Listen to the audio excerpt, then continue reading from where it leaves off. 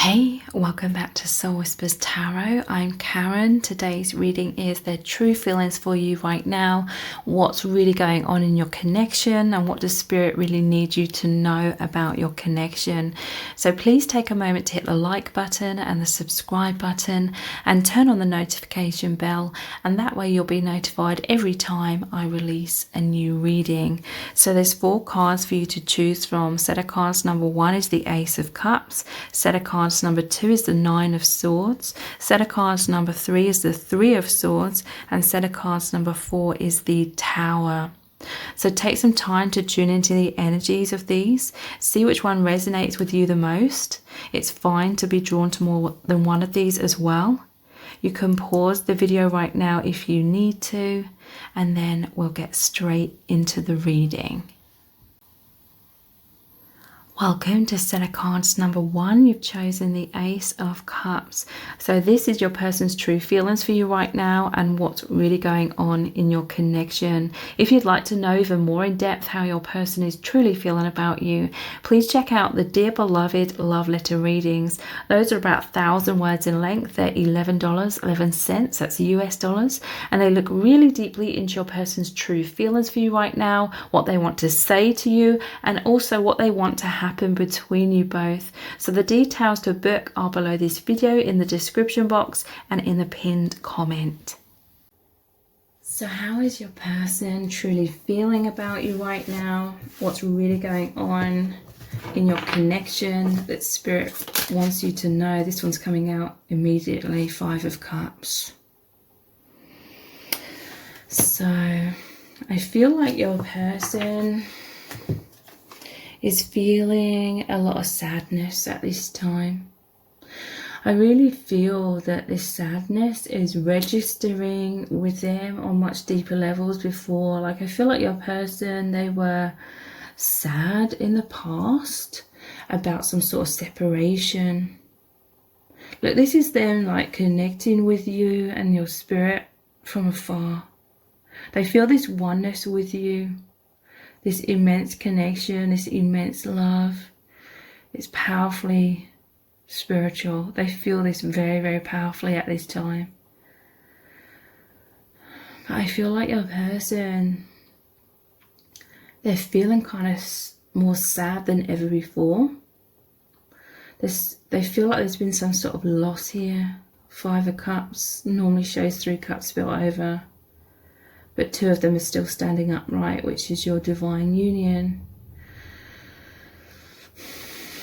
There's this sense that this sadness, I feel it's like heartbreak. They're feeling this on deeper levels than ever before. I feel like something's really changed in terms of some sort of powerful realization has come into your person. Like this level of sadness, or maybe the depth of their feelings or the depth of this connection, it's just registered with them more deeply, like they're having some sort of deeper understanding about this love, their feelings, this union. I feel like in the past there was more sort of chaotic energy in their minds, like they were in a lot of stress in their mind, so they couldn't have time or space. It's like they couldn't see beyond the overactive mind. In some cases, this could be your person needed to make some sort of important decision, but in a way I feel like it wasn't really their decision to make, because whatever's happened, I do feel is definitely happening for a reason, like it was supposed to happen. But nonetheless, I feel like in the past, your person, that they felt like they were pulled in 2 different directions, or they had to make some sort of decision. And this was making their mind race, okay? Like the overactive mind coming in. This could have been for quite an extended period of time. And your person, they couldn't really see clearly, because none of us can really see clearly when the mind is being overactive and there's a lot of fear coming up. So yeah, I feel like they were feeling all over the place in the past, so they couldn't see clearly, they couldn't tap into their intuition. It was like a head versus heart sort of thing. But like I said, I do feel like everything happens for a reason, so ultimately it wasn't really your person's choice to make. Like, things are supposed to just happen. But now some sort of decision, in quotation marks, has happened, or basically they're in a position now where their fearful mind to do with, you know, feeling a head versus heart something, that's no longer so activated, because like a decision's already made or something's already played out. So yeah, that overactive part of their mind has settled. It's like died down, it's no longer there. And this is where your person can now sort of really see clearly, or really feel things clearly, or understand this immense love that they feel for you. Or yeah, something they couldn't see clearly, now they can. There's been a huge shift. Something's really like dawned on your person, I want to say. Something's really registered with them on a deeper level, and they're feeling intense sadness. And I feel it's to do with loss, or like separation between you both. Because I do feel, like I said, they felt sad in the past about it, but I feel like that was more sort of in their mind and in their heart, obviously. But now I'm really feeling like this sadness is registering within them on a much deeper level. Like, I'm really feeling it throughout my whole aura as I'm talking about this. I feel like your person, they have realized the depth of this connection, the depth of their feelings for you. Because I'm feeling that as well. I feel like the love has recently, over the past few weeks especially, the love has like multiplied massively. Or their realization of the love has just become so clear to them. Something's really integrated into them, their understanding on a much deeper level.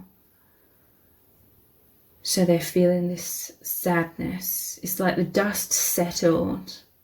They couldn't see clearly in the past, but now the dust has settled, and now they see and feel things a lot more clearly. In some cases, there could be certain things in their own personal life that's created this increase in sadness, but for many of you, I feel like this is really about your connection.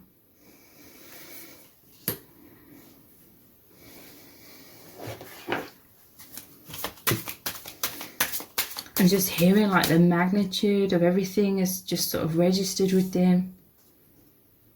Something is powerfully shifting here, or has shifted.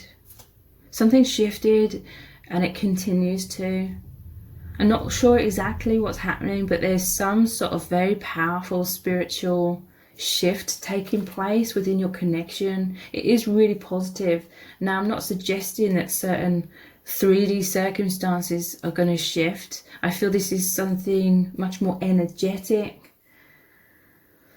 And it feels immense. It feels really powerful. It is positive. But yeah, there is a lot of sadness within your person at this time.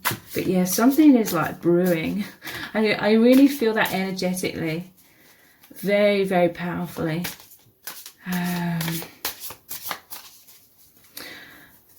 Probably be able to connect with that energy more over the following weeks and months. But yeah, there's some sort of spiritual, really profound shift that's positive, that's going to occur within your union.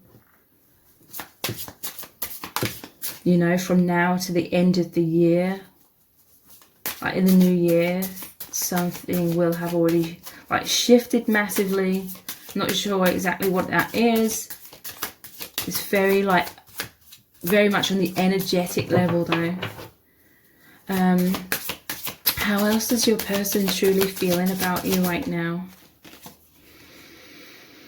The 9 of Pentacles. I feel like your person, they feel very lonely deep down. This is a card of independence. I feel like your person's going inwards a lot, with this being them in this cave. But I feel like a lot of light, a lot of awareness is coming into some stuff they couldn't see clearly in the past. I feel like that your person's lonely, like in their day-to-day life. But they're going inwards and really, really connecting with you on that soul level, energetic level.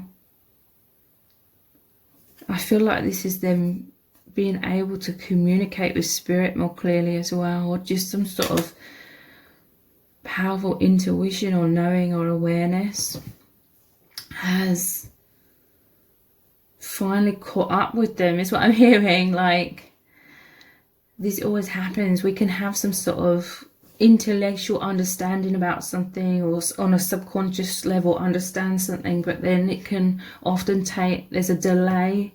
It can take time for that full awareness to align with us on all levels, and then we have an aha moment. In the past, it wasn't the right time for your person to fully understand whatever they are understanding right now.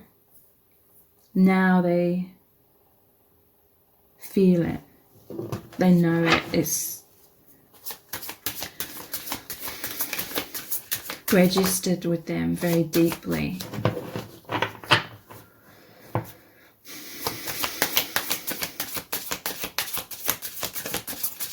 How else is your person truly feeling? The 2 of Wands.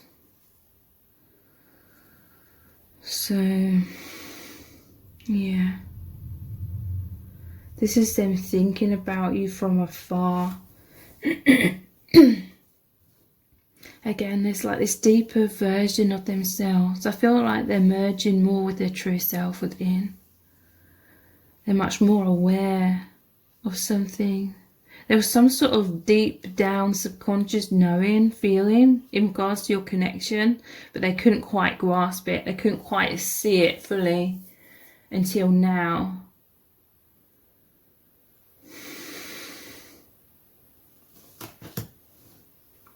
Two of Wands. 2 of Wands, it normally is about a person feeling sort of stuck in certain ways, but they're thinking of you from afar. They are, your person's diving deep, okay? They're connecting with you energetically and telepathically from a distance. It's about expansion. They feel all this expansion with you. Or they're having an expanded perception.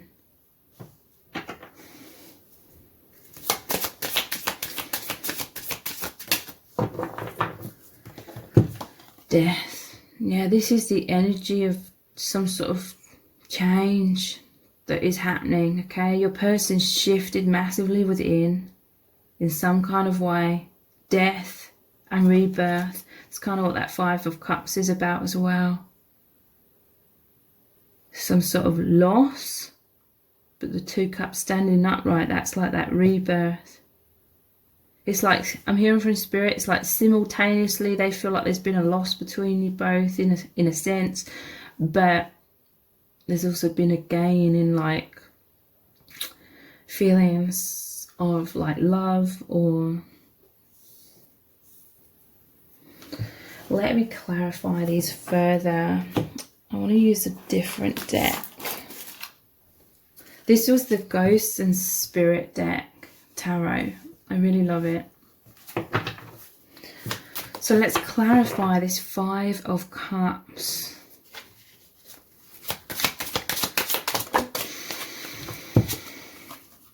We have the Four of Swords. Yeah, your person's going through a lot of heartbreak.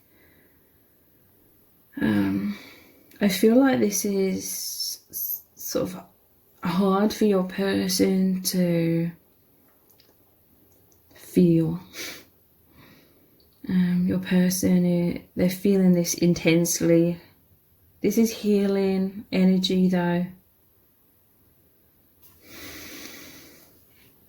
But whatever your person's struggling with, it's kind of like they are...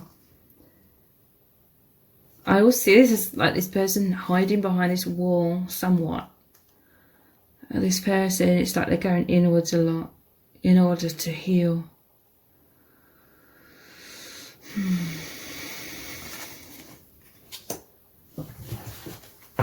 Let's clarify it further. Six of Wands and the Nine of Wands. I feel like your person's putting on like a brave face.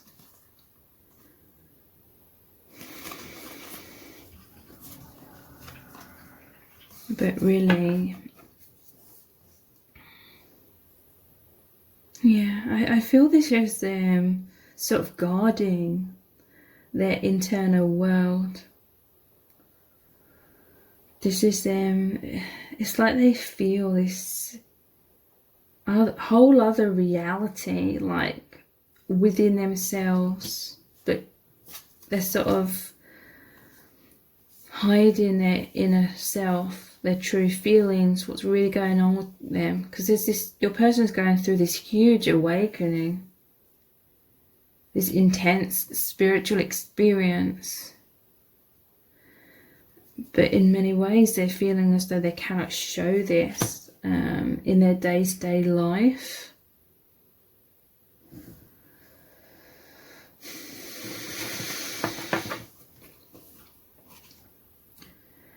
So I feel like your person, it's feeling like a struggle right now, somewhat, to hold sort of these two different polarities. It's like this whole new awareness of their true soul identity has been born within them, but they feel like they can't show it. So this is the wounded warrior, they're hanging in there, they're feeling this is a struggle somewhat right now. They're needing to integrate a lot of these emotions.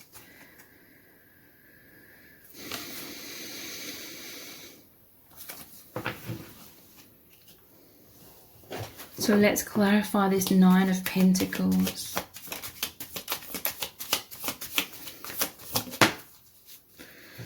There's this energy of them standing strong, okay? This is the Hero card. This is holding strong, hanging in there.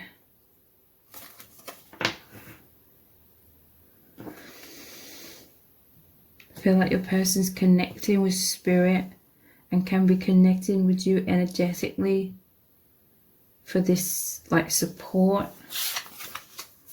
So Ace of Swords, yeah, I was saying about all the clarity coming into their internal self, some sort of awareness of something that was in the shadow they couldn't see clearly. This is like the clarity breaking through after a time of them kind of being in the Two of Swords energy, which was feeling turbulence or fears coming up about something that appeared to be like a decision, but like I said, I feel like ultimately it wasn't their decision, and it wasn't their decision because they weren't in a place of conscious awareness to be able to make a decision. But also it's more than that, like whatever's playing out was supposed to.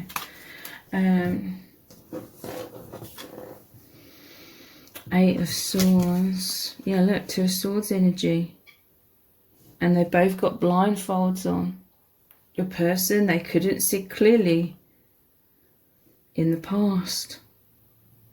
So they felt bound. This is that energy of feeling stuck. They felt bound.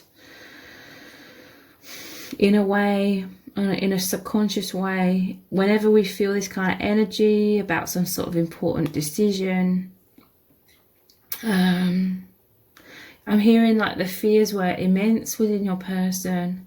So whenever this happens, it is quite typical for everyone to sort of bury their head in the sand. It's sort of easier to not see the truth. Because sometimes, like, facing the truth is like the most difficult thing, because it would create, in many cases, it creates like upheaval and change, and we're all sort of conditioned to fear change.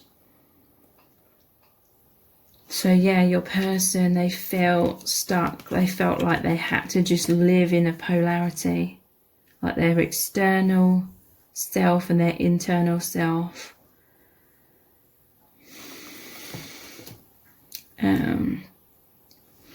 But all of this kind of thing is like, they can see it more clearly.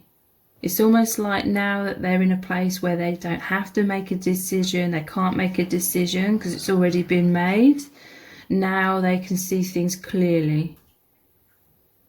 Because it was like a part of them, like the ego was trying to protect them in the past by making them avoid seeing things clearly. But now they feel like they can't make a decision, like I said, because it's already been made. Now it's like their ego can drop. This defensiveness of the ego and the fear can drop, and then they can see it clearly.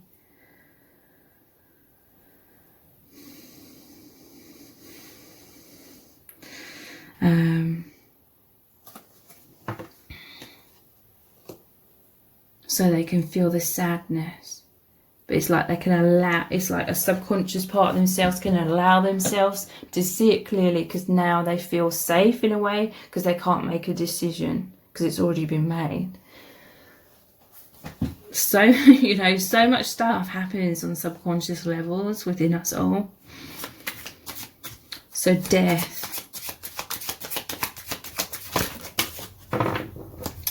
Two of Wands. And Seven of Swords. Your person, it was literally too difficult for them to face this, okay?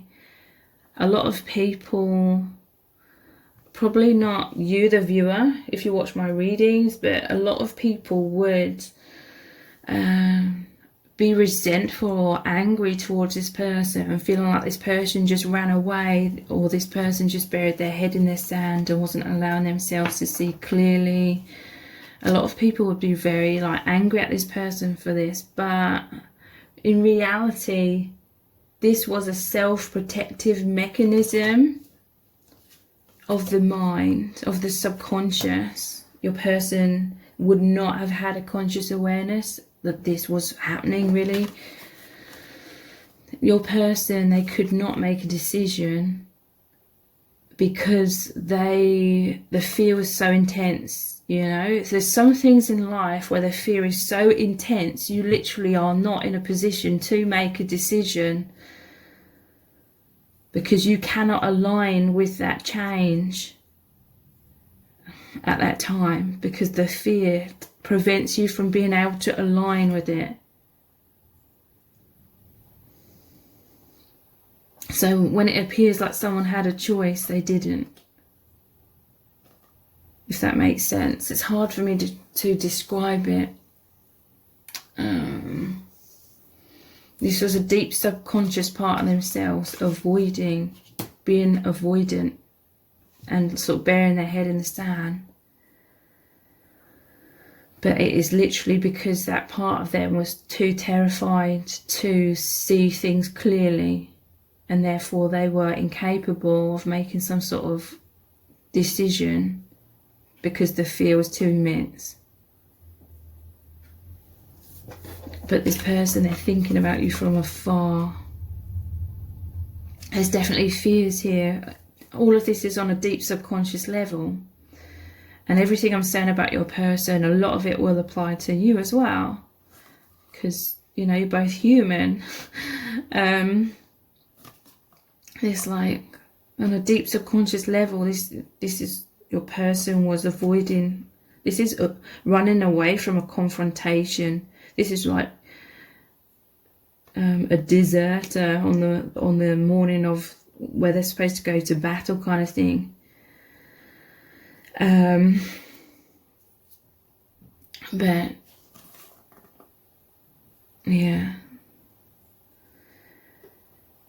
this is all to do with like alignment and energy. Okay, we can often think, and I'm not trying to say about we shouldn't take responsibility for our actions or our decisions or in life or anything like that. I'm not saying that, but it's like subconsciously it's like energetically it wasn't the right time for alignment. There wasn't this possibility of alignment on all levels between you both, because of deep subconscious wounds within both of you that, you know, sort of train us subconsciously to be avoidant without us even consciously realizing it. So it's like subconsciously feeling safer from a distance. Like both of you, this can apply to some of you, but in some cases it's like you both may naturally be introverted, okay? You both may kind of feel like throughout your life in general, you've had like this sort of false version of yourself that you project out into the world, which is sort of like a version of yourself. Obviously there's some truth in that, but your true selves, who you really are, you've always sort of kept hidden, kind of like the high priestess energy, keeping your depths, your truth hidden. So there's some sort of energy here of this is just like the norm for both of you. So your connection is playing out in that way as well. You're both used to sort of living out your true self through alone time, where you're contemplating, you're connecting with the divine. So that's how your connection's playing out, because this is both of your natural pattern, to be introverted and only letting your true self really be experienced in your alone time. And your connection represents you both as your true selves. So how it manifests is you connecting energetically. You're both so used to connecting with the divine from going inwards, and you're connecting with each other from going inwards. You know, this is like the journey that you're both on. It takes a lot of healing and to really merge like the inner self with the outer self. That certainly does not happen overnight. And in certain ways, I don't think it will ever fully be like for anyone that you could totally be like your true self all the time. Or very rare for that to be your true self all the time in your day-to-day life, in all your interactions with everyone. So let's look at some oracle cards.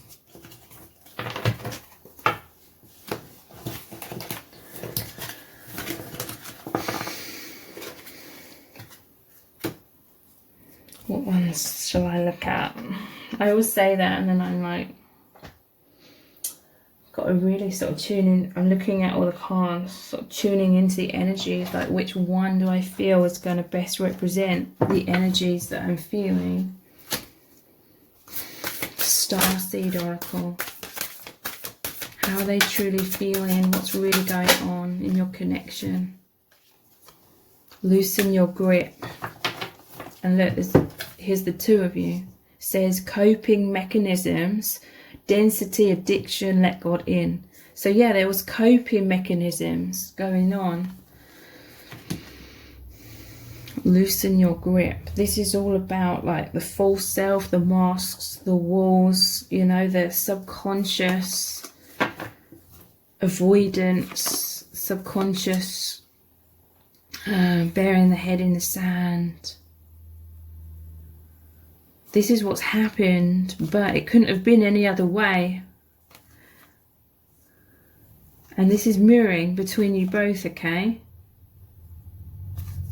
Because you're so conditioned to just sort of be your true selves in your alone time.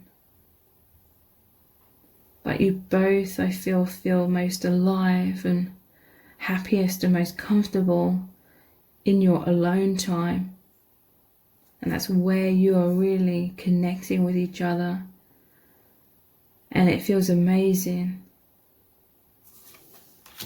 But loosen your grip. Coping mechanisms. It's like over time, there's these shifts of these subconscious coping mechanisms. There is a shift in you both becoming more of your true selves in your day-to-day lives, but that's going to happen slowly.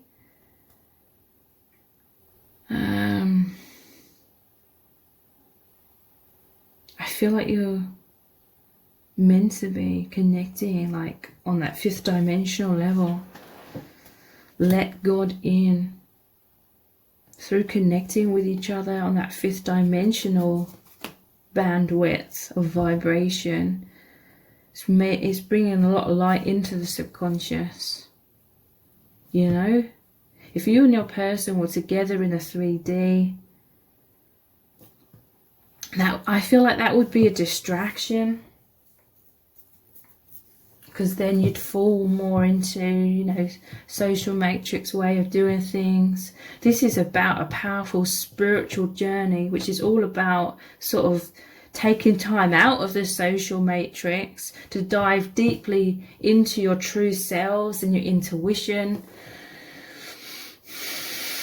And that's what you're doing with each other through connecting in the heart space, connecting energetically. Courageous peony, multifaceted, unique nature, let yourself be seen. Ooh, so yeah, there's definitely like a powerful energy within your union in general. It's like one of the main themes is you coming together in this union, and I mean like that soul union, to work on this path, to activate this path of over time allowing yourselves to be seen more, okay? This energy here, it's like your person, again it's mirrored energy, but your person was subconsciously fearful of being truly seen for their true self. So it feels safer in life sometimes to be in certain circumstances where you're not truly seen. They know that you see them on their true level, you recognize their soul, but you're at a safe distance. And again, it's all about energetic alignment. You and your person are so used to just being hidden away, your true selves not being seen with people in the 3D. And so that's how it's playing out still.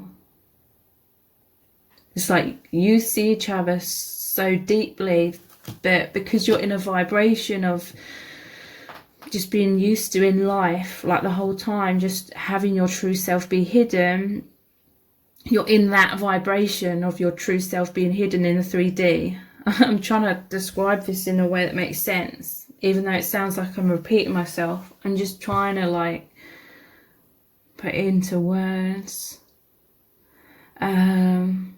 You're of a vibration, whatever vibration you are is what happens. It manifests, reflects back to you. You're both just so used to being hidden away, like your true selves, that you're not in like the right vibration to really, at this time anyway, to align with allowing yourselves to be seen so deeply in that 3D sense, i.e.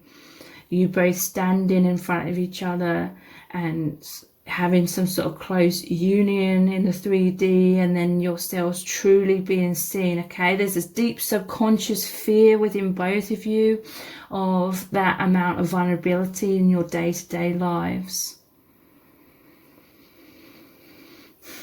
Like subconsciously, you've both spent most of your life sort of keeping people at a safe distance, because you felt like you could only come alive when you are alone. This is like powerful or intense, like introvert kind of energy.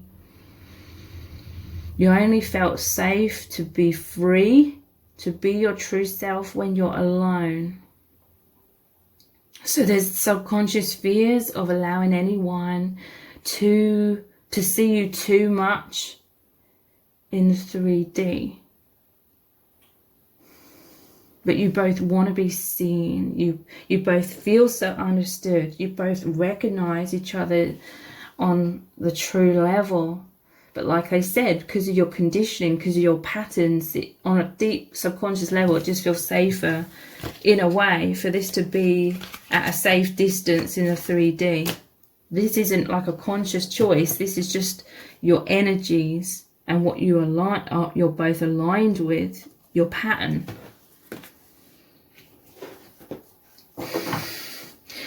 And I'm hearing like when it's from a distance, you both feel like you can still be free. Neither of you have learned how to be totally free or feel free in the presence of anyone else in the 3D. Like totally. You only feel totally free in that alone time to be who you really are. So in a way, this feels blissful when you and your person are connecting energetically in the true self, because you're still having that sort of safety subconsciously of feeling like you're having that alone time at the same time to be your true self. This is like really deep, okay? I hope it's making sense. There's a part of you both that cannot align with being seen so clearly if you were in each other's physical presence at this time. Even though like a part of you would want that,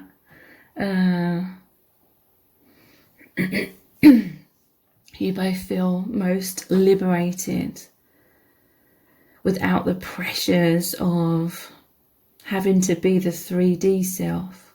I mean, we're so conditioned in our lives and in the social matrix to have these false versions of self that we project out into the world that we don't even consciously know that we're doing it a lot of the time. It's just, it comes so naturally, or it's just such a habit. You don't even realize that you're not being totally your true self. But there's this desire within you both to just be your true selves and be loved for your true self. So at this time, it's like you both feel the freedom to be who you really are from that distance, as you connect so profoundly, like energetically. That's why, in a way, it would feel like a hindrance. Or that's how it would seem. It seems on some very unconscious level like it would be a hindrance to have this sort of manifested in the 3D in terms of like a 3D relationship, because then those patterns of the false self would just sort of get in the way.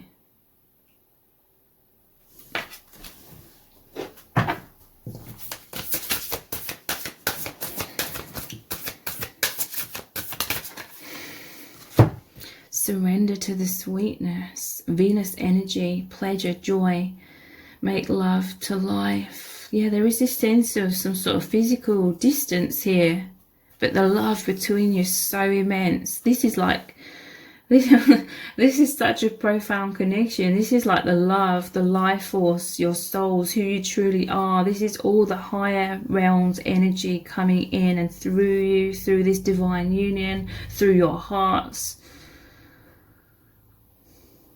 Okay, you're supposed to have like this physical distance at this time in order to really contemplate, really go inwards. Because you're both these introverts. That's not a mistake. It doesn't mean there's something wrong with you, which you may have both felt there was in the past. This is about you both staying so connected with the divine. This is like your nature.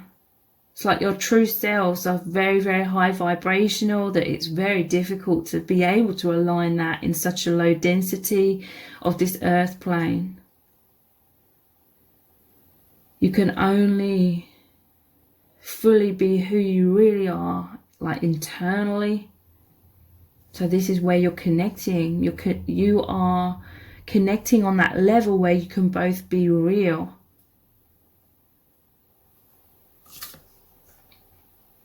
Karmic relationships. Look, another distance here. Orion energy, polarity, soul growth, conflict. So in some cases, this could involve like a karmic relationship as well. It also sort of leads to a distance between you. There could be any kind of sort of karma in quotation marks, or obstacles in quotation marks, that cause this physical separation. And you know what Spirit is saying that these obstacles are put in place because if none of those obstacles were there, there could have been a potential for you to come together in the 3D, but then that would have dampened down this amazing experience. You would not be able to experience this profound, energetic, psychic, telepathic, heart-space connection. You know, if circumstances meant that you were like together in the 3D at least too soon, it would have been a totally different experience for you both, and it would have been more social matrix focused. You would not have been able to tap into these higher levels of pure communication and oneness of your souls. Wow, so I'm going to finish this reading with a Rumi Oracle card. It's going to be a very powerful message from Spirit. What do you really need to know about your connection right now? What's really going on? What is Spirit's advice for you at this time? We have Victory of Miriam.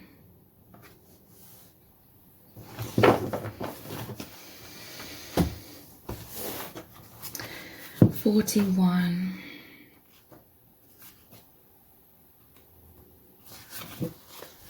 Victory of Miriam. If you are longing to caress the moon, don't turn away from it. If you are not ill, why do you crawl under a blanket to hide? You are in a quarry of sweets. Why do you look so sour? You live in the spring of life. Why are you withered inside? Don't fight against yourself. Don't flee from what could be your glory. Like a fearless moth, dive into the flame. Why be linked to your obsessions? Burn out in the flames until your heart and soul are enlightened. So the message that's coming through as I'm reading this is, you are both like that moth to the flame. Like no matter what happens, like in the 3D, whatever obstacles in quotation marks, your souls are like so drawn to each other, and it's like over time, over a time where you can both digest it,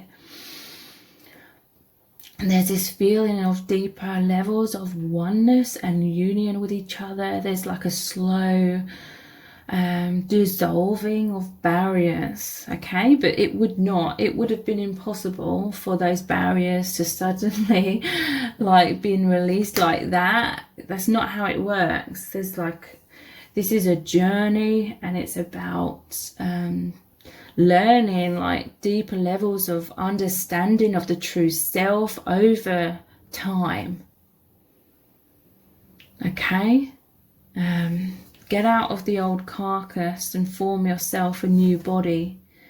Why are you afraid of a fox when you descend from lions? Why be a lame ass when you have the strength of stallions? The beloved you seek will arrive to open the door to your fortune, for love is the key that opens all your locks. You feel you are a mortal, and I know you are divine. You feel you are not ready for the task, and I know that triumph is only moments away. You reach for me for protection, but you are me, and the protection that you seek is already with you. We are not apart. I am living through all that you are, all that you love, all that you have lost, and all that you offer to me in surrender. I am in you as your courage and magnificence, and any task I send to you is simply one of the tasks for which you were born. You are an eagle with wings ready to soar, so I push you from the cliff top that you may know yourself. This oracle brings you a message of affirmation and success. Your victory is already assured. You're being led into it now. No matter if you believe it is not possible and you are placing more faith in the appearance of distraction or obstacle than in utter success.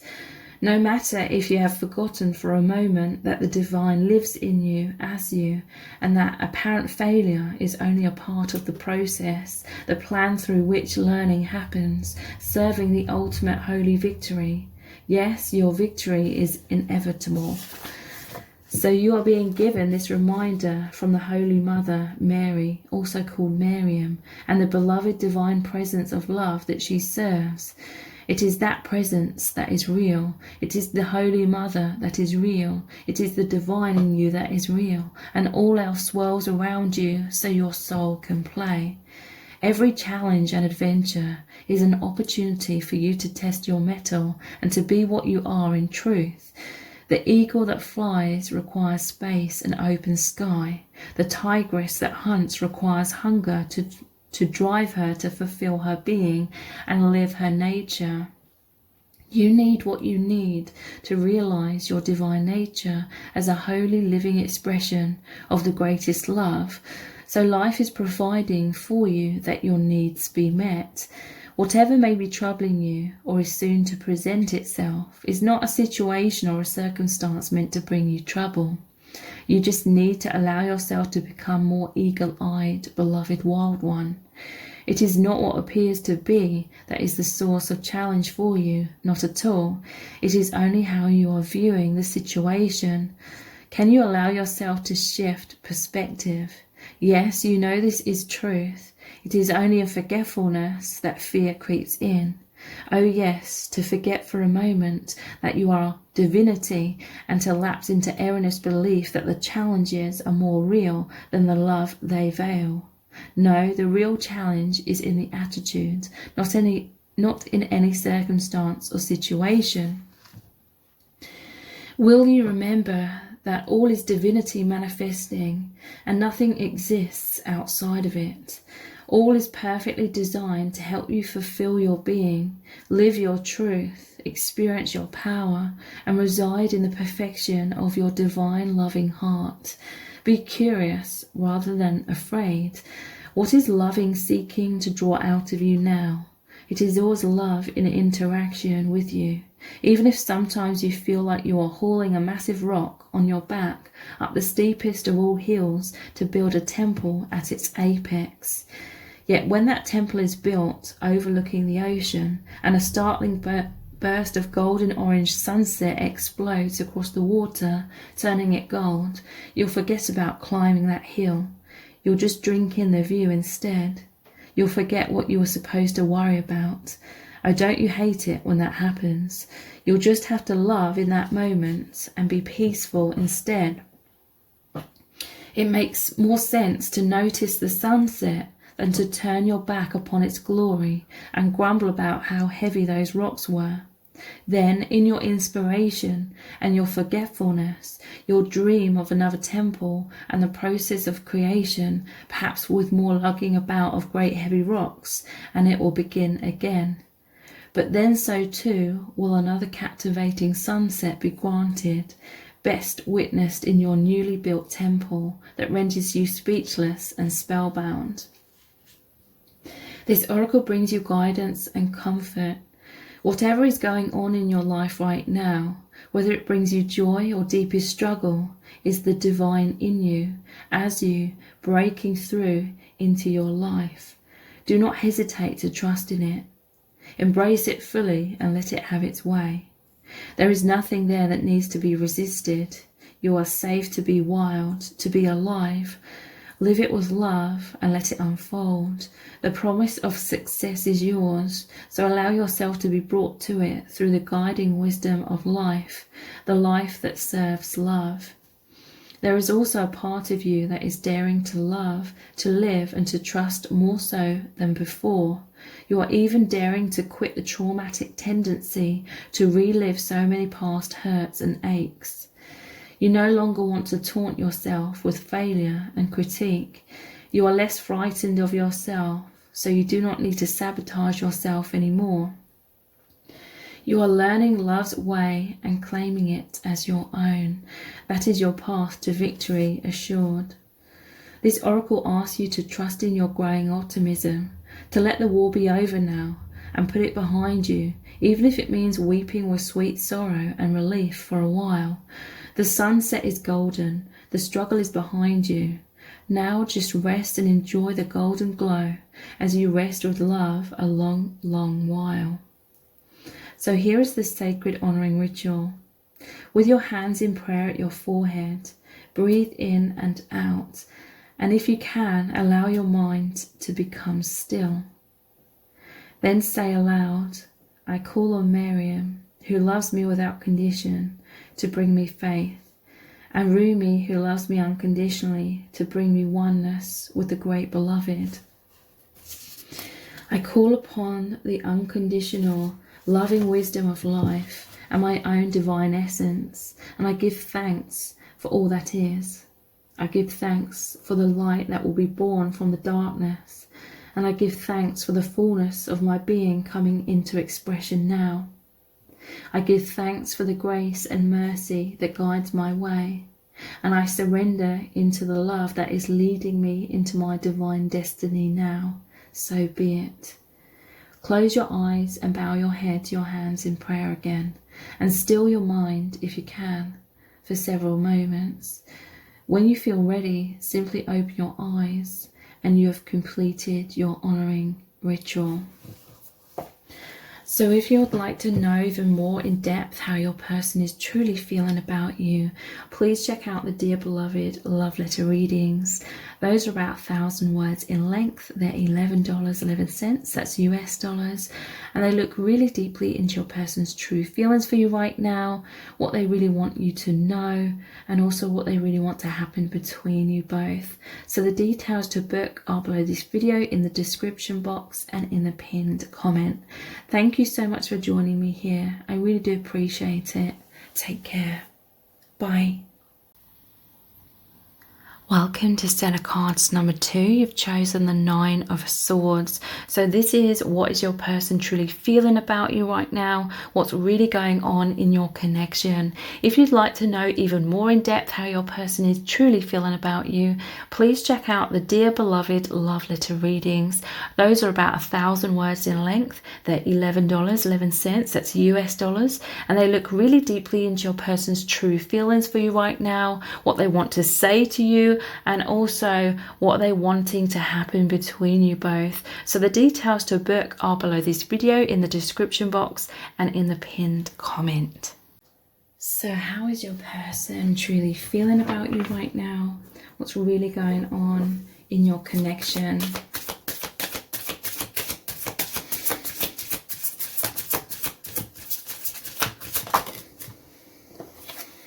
We have the Moon,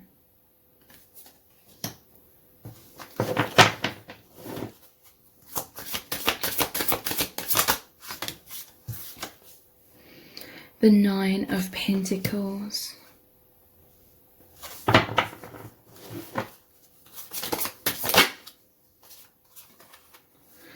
The Three of Swords.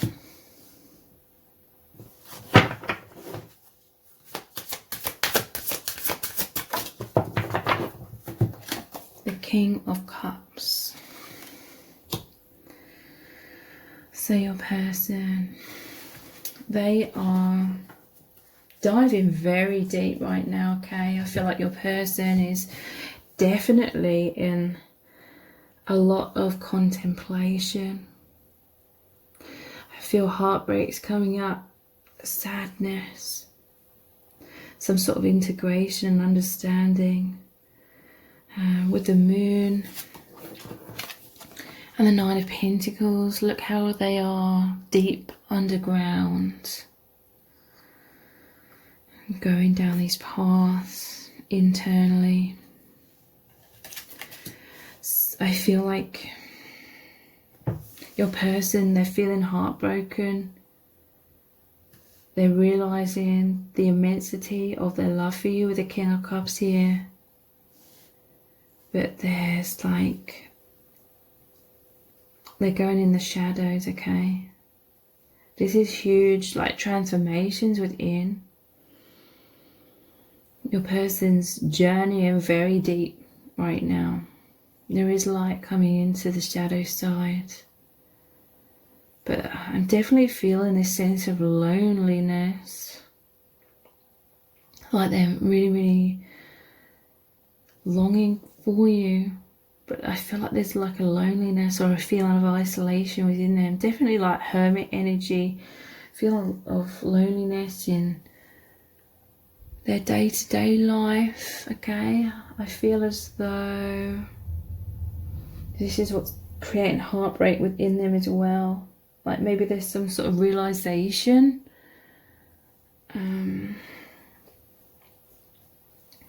That they feel this sadness in their day-to-day life. Or they're feeling disconnected. So there's this sense of they're feeling that you've come into their life, but it's completely like transformed them internally. It's like your connection's opened up much more awareness of their true soul self and how that's very much sort of out of alignment with their day-to-day life.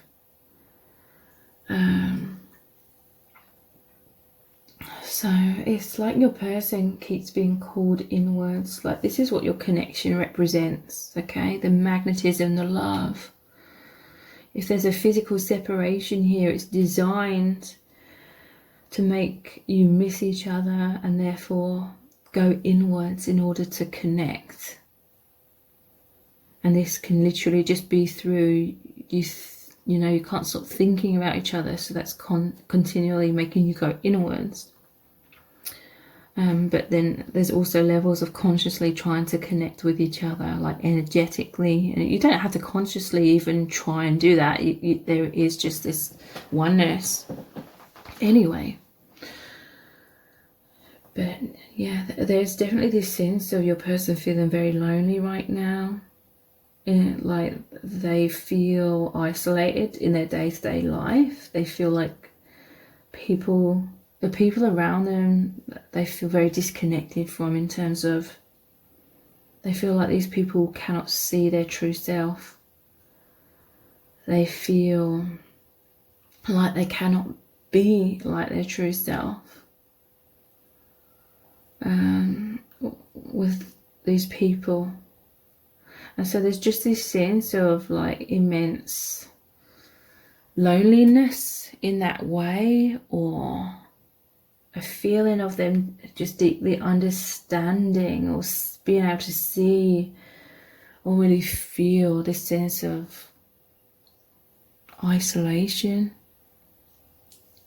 Also, this is a deep energy where their soul is just being called to go inwards right now, very powerfully. Again, like that hermit energy. Your person is working very closely with spirit right now. Like, your connection has massively opened them up to the spiritual realms. So they're closer, you know, they consciously realize that spirit is always around them. So they have a much closer relationship with spirit, with the divine, with their own true self. And yeah, they're going inwards right now. Whenever we feel sadness or are going through struggles, it makes us go inwards. It brings us closer to God or the divine. Your person, it's like they're feeling like something has to be resolved. I'm not necessarily saying that anything's going to change or shift right now, like in a 3D or anything, but there's definitely some sort of them diving deep to understand something. They're feeling heartbroken and sadness when it comes to you as well. If there is that separation, because they feel this intense love, the King of Cups, it's like they've realized their love a lot more. Or let me just tune in. They're feeling that longing more, because they feel like you understand them. There's some sort of contrast that they're really becoming aware of, is what I'm feeling. Like they're feeling very disconnected from the people around them. They feel like you understand them,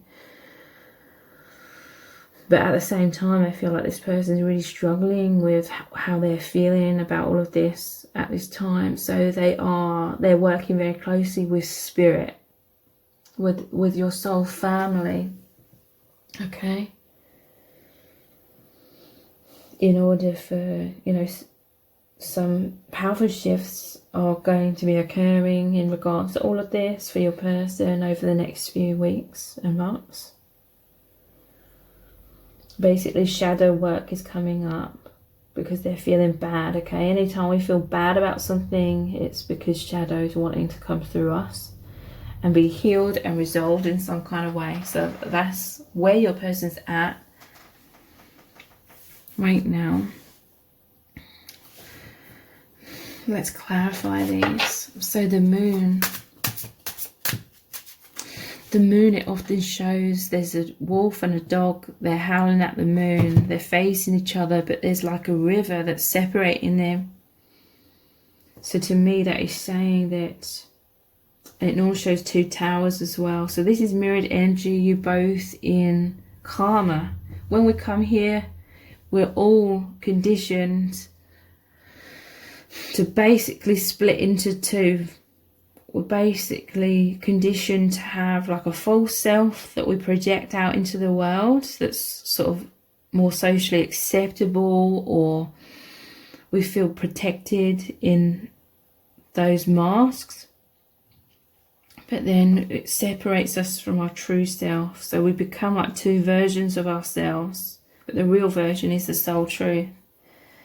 So it's like that's the karma, or that's the wounds that you're both on this path together to over time heal and shine light on that, and basically coming out of duality, becoming more of your true selves. This isn't a path of perfection though. You're not being asked by spirit to perfectly and completely be your true selves in every moment of your day-to-day life. I don't feel like the earth is at a vibration to fully be able to support that for pretty much anyone, in all honesty. It's just not the way the world's sort of set up at this time. But you're light workers, you're here to do your best, like try your best, and bring as much light and awareness into these kind of things as much as possible. So this is the path that you're both on. It's never about perfection, okay? So yeah, that's what's separating you both in a sense. That the false self that we're all conditioned to have. Like the fears, the shadows, the illusions, that's what creates the illusion of separation between you both. So it could be like there's a 3D separation, but you're both as one in your true selves. So there's this feeling of longing with the wolf and the dog howling at the moon. But like I said, between them, what appears to be separating them in the image of the traditional moon card is a river, but really you're both in that river. You both are that river. That's that flow, that's that journey, that's the love that's bringing you back home.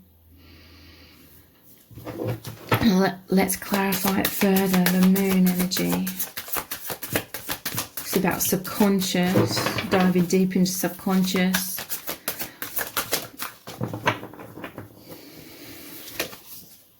We have death.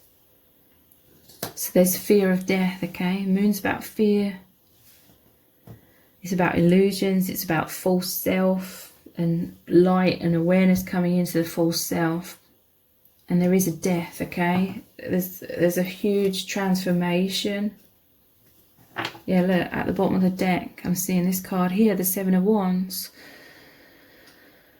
There's a huge transformation. You're both stepping into empowerment. So your person right now, they're working very powerfully with spirit. In that death energy, that's like darkness, that's like shadow. The moon's about the shadow as well.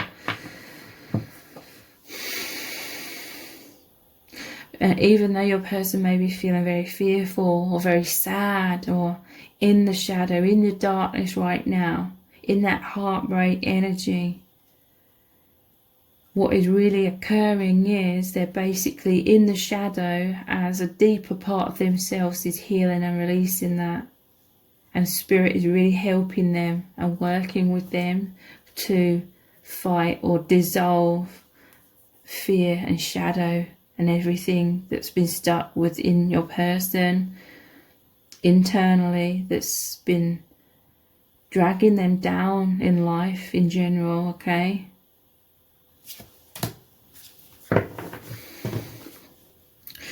So the Nine of Pentacles, this is, well, let's clarify it first. The Hangman.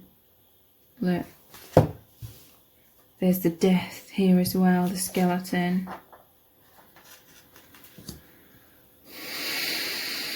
Yeah, your person is really suspended in the shadow right now for death and rebirth. Overall, they're becoming independent from some layers of this shadow. But it's like they're really having to be in it, in that darkness, in that sadness, in that heaviness right now. But yes, suspension, a Hanged Man. Again, your person, they're taking a lot of alone time. They're thinking,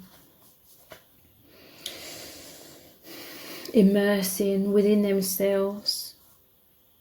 And that's also why they're feeling lonely and isolated somewhat.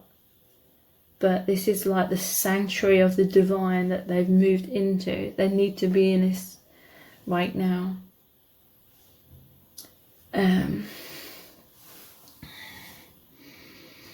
Hanged Man is all about seeing things from a different perspective. I feel like your person, they're coming into the awareness of being able to see something more clearly. And in many ways, I feel like it's making them realise their love for you even deeper, but it's making them feel heartbreak as well, if there's a separation. Let's clarify this heartbreak. What is this heartbreak about?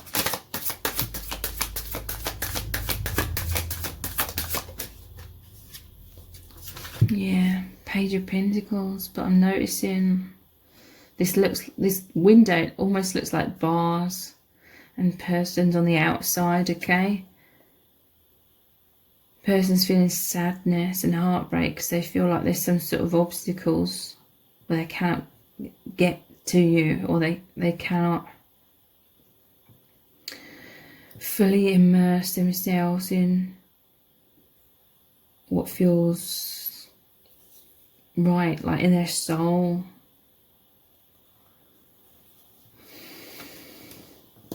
This is kind of like feeling left out in the cold because of all the snowflakes here.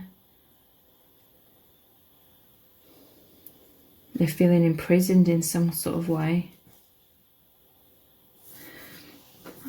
This makes me think of, I don't know, I always just imagine this person's under the ocean here.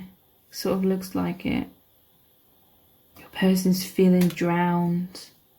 It's like they're feeling like they're drowning in this shadow, in this sadness or this heartbreak.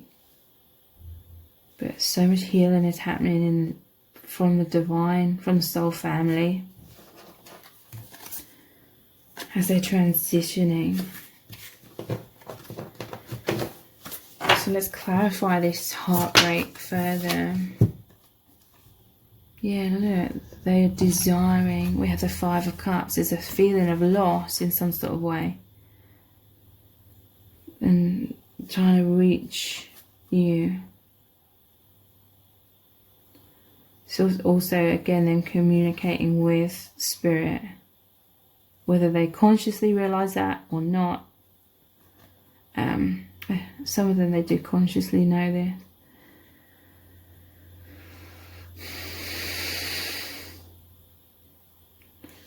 But whatever loss they're feeling, this could be them feeling sadness about how they feel so disconnected in their day-to-day life and the people surrounding them. That's representing the 3 cups that are normally shown spilt over, laying on the ground, contents lost.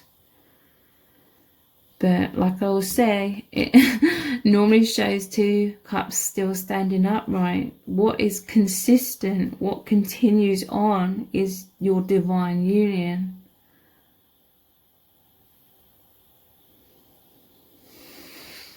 That's like the constant, because it represents like that true love. Because you and your person, you connect beyond, like Spirit is saying, the theatre of this life, the theatre of this world. These avatars we incarnate into and we play these different roles. Your love is beyond that.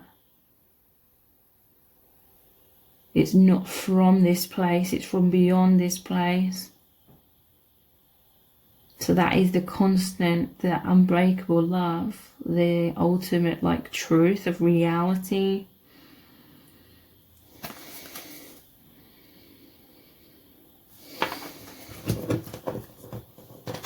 So what's this King of Cups? Let's clarify this. We have the King of Swords.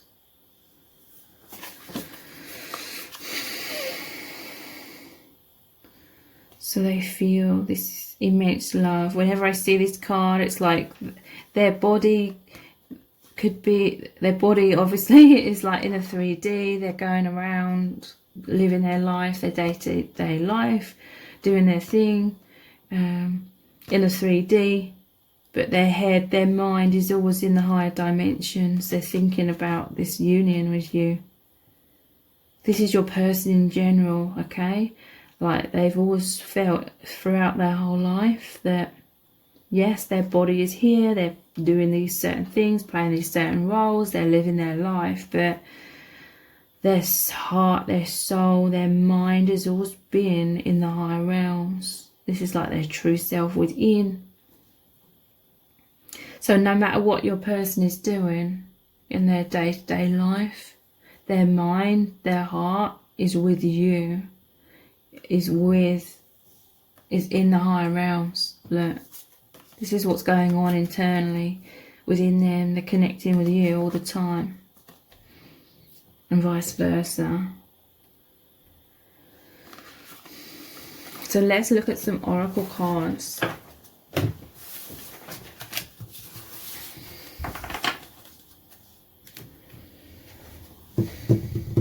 Just again, I've got to look at them all and see which one resonates.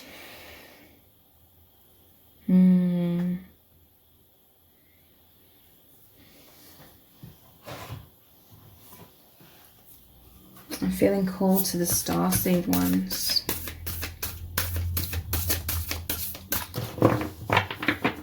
How are they feeling about you? What's really going on? Hiraeth, longing for home, homesick for the stars. Yeah, this is what I'm really feeling from your person. This sadness, this homesickness, okay? This is basically them homesick for the higher realms, their true self, true love, you know, everything that represents the true reality. They're feeling this intense pull towards that, and it's distressing for your person at this time, longing for home, homesick for the stars. When you're homesick, it's normally when you feel obviously like you're away from home. This is how your person is feeling in their day-to-day life. They're feeling like disconnected from like the social matrix. A lot of things that or a lot of roles they're playing or things they're doing in their daily life or day-to-day routine. Like your person's really feeling magnetized to go inwards even more right now.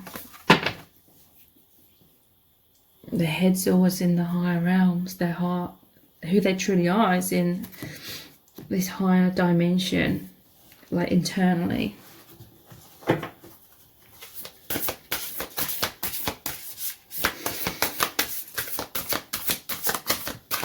I feel like your person's taking a lot of alone time to connect with the divine and you.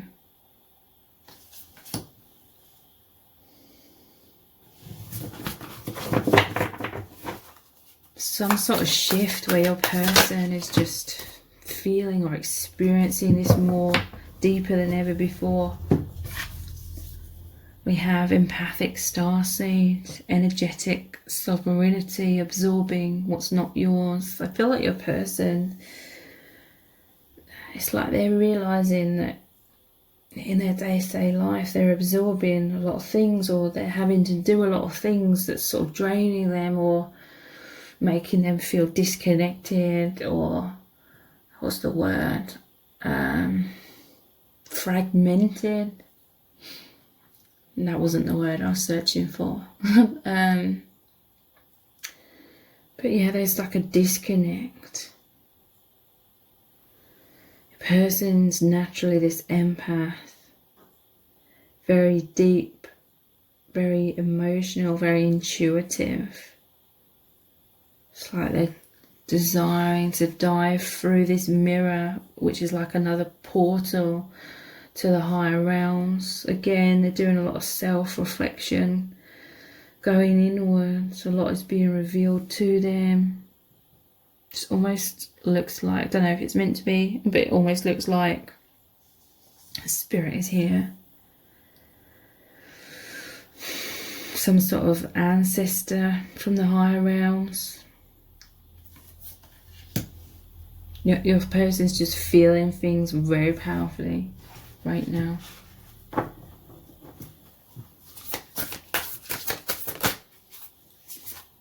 Star Keeper, cosmic ancestor, yeah.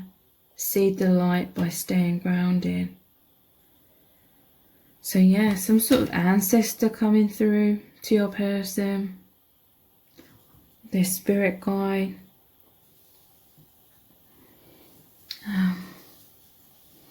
See the light by staying grounded. There's some sort of powerful shift coming through here. Can't really explain it in words, but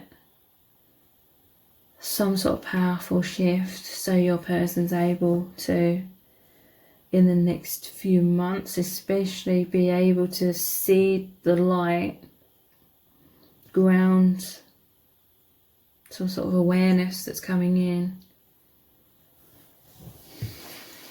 The spirit's helping them. Spirit is so working so closely. I mean, they always are. Like, they always are. but they're working very powerfully with your person right now. This is like the divine masculine that I'm talking about throughout this whole reading. They're working very closely with the divine masculine right now, because they're definitely going through a transition into a newer, high vibrational version of themselves, which will really be felt soon. We have I'm sorry, defenselessness, righting past wrongs, uprooting. Your person could be feeling sorry or having some sort of regrets, because it says righting past wrongs. So let's look deeper into that. I'm sorry.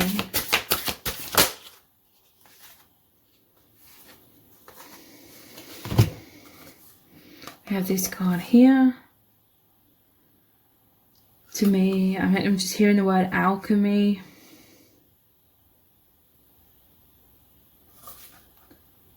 And this gambling kind of energy. 7-7. And it looks like it's going to move to the 7. 7s may be specific.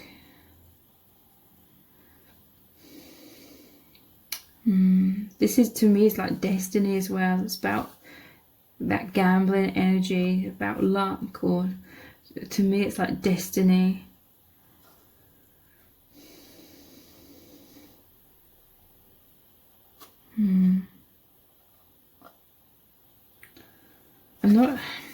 Sometimes I pick a card deck and I'm not fully like resonating with it, and then I pull the cards and then yeah, the message isn't resonating, so I should have just listened to my intuition and not really used that deck. So I'm sorry, but that message those cards may have resonated for some of you.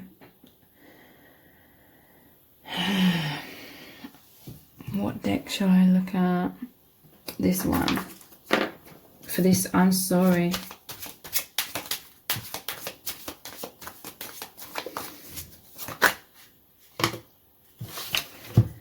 We have the Page of Cups, Knight of Swords. It's like your person wants to race in energetically. In some cases, they are. With some sort of clarity. We have the Devil.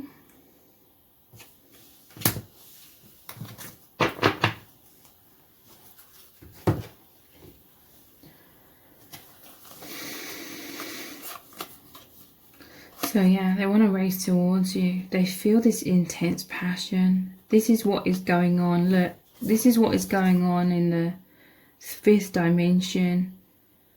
You're entwined, and look how you're entwined here.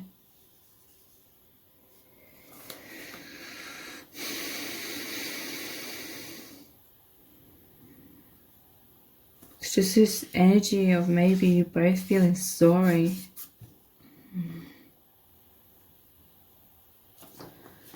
But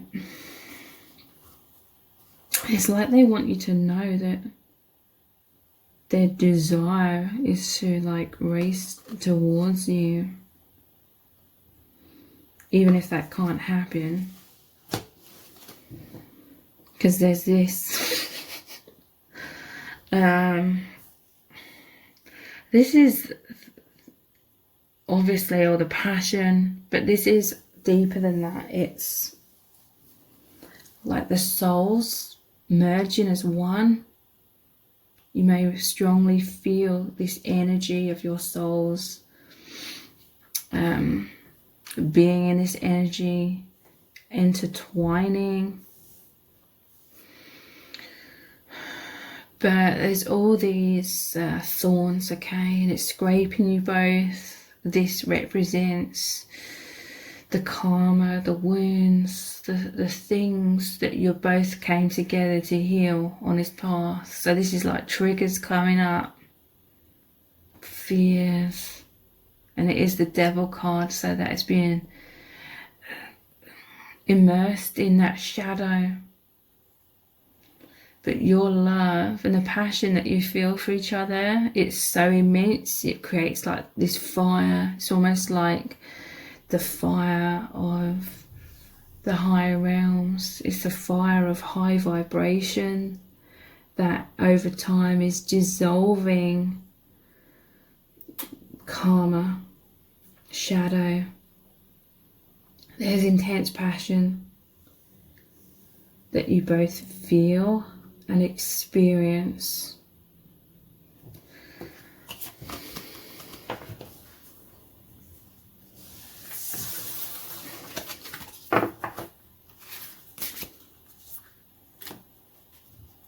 That's like a deep longing as well. That's what I'm feeling.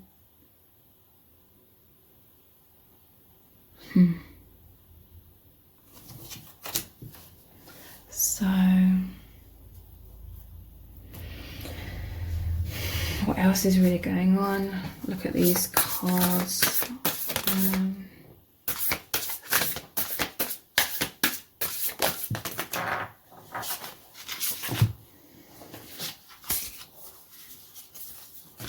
That was too many.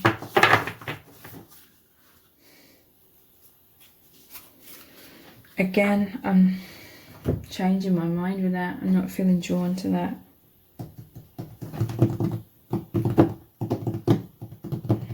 What's really going on?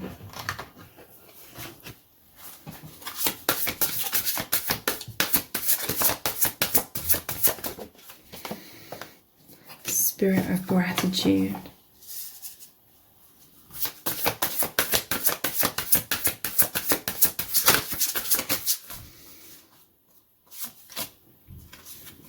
The uncharted sea.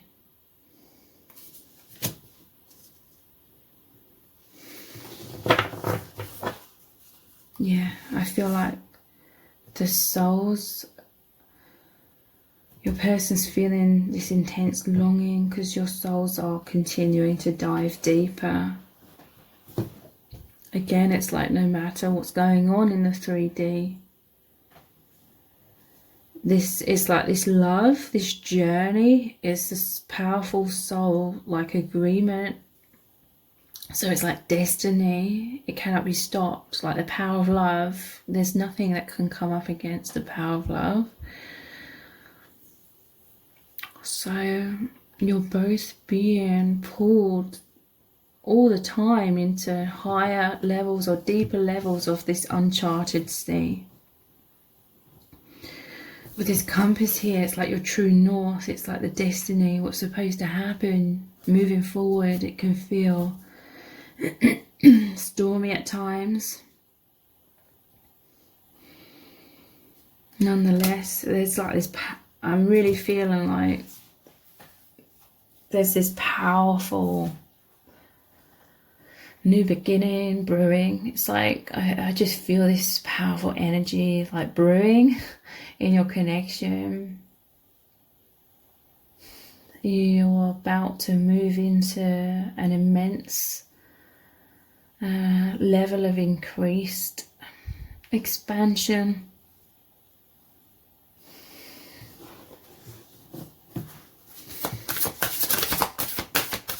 And it's exciting. A tall tale. Wow. I feel like your person, they may be feeling a lot of especially with that I'm sorry card. I feel like your person may be feeling really bad if they are not being their true self in their day-to-day life in some sort of way.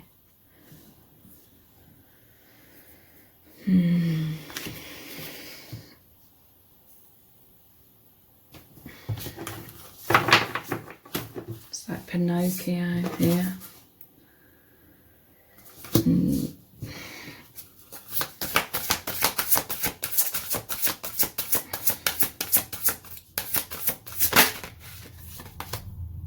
in perfect harmony. Yeah, so I feel like your person, they're feeling a lot of turbulence right now.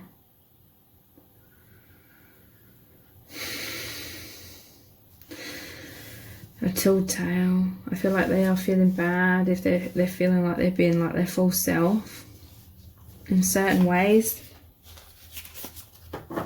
Spirit of gratitude. This shows the crown chakra really opening and the third eye. Definitely some sort of downloads. Powerful healing, powerful awareness, support from the divine coming in.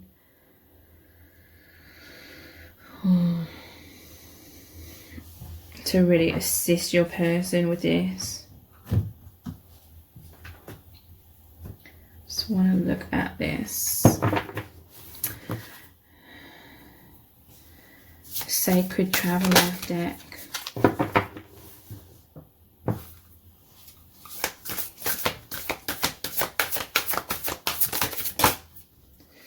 In the flow.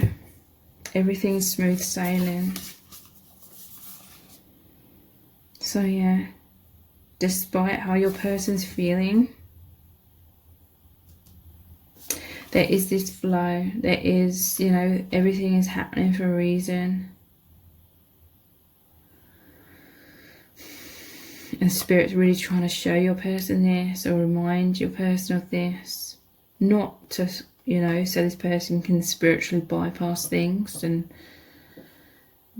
but to just know that everything is the divine unfolding.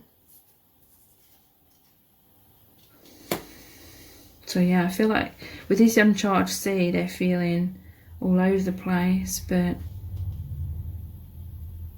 when they're looking at things from a higher perspective and trusting that everything's happening for a reason, they can feel things are more smooth sailing. What's really going on?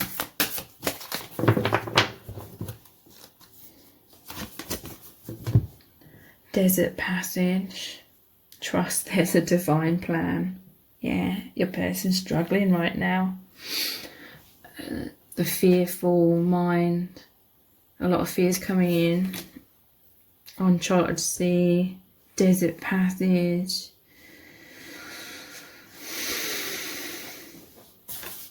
They're fearful, you know. They feel like they're this small boat right in the middle of the ocean. Feeling of instability somewhat. This is like desert passage. It's like feelings of hopelessness or despair in certain ways. But trust there's a divine plan.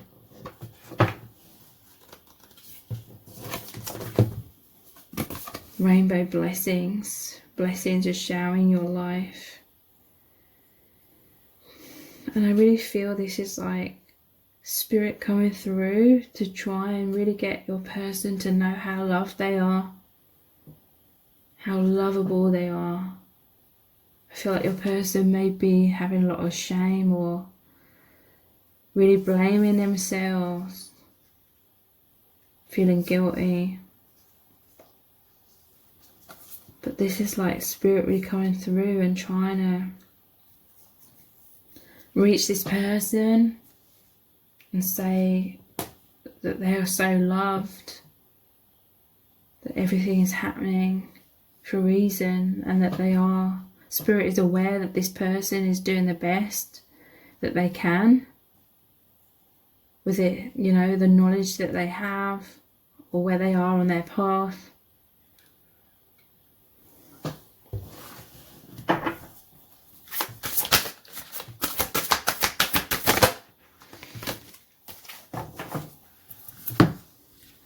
We have grounding, go deep, explore your roots, gates of triumph, success expands in your life, and breaking trail, a breakthrough is at hand. So yeah, there's definitely this powerful energy of your person feeling like they are in that shadow right now. But everything is going to be okay. Okay, is the message that I'm hearing from the divine. Like Spirit really trying to come through to this person, saying everything is okay. Success expands in your life. So there's light at the end of the tunnel. Whatever your person's going through, they are going to reach that light. They're just going through shadow in order to ground something, in order to understand and release certain things, and basically be able to ground more light.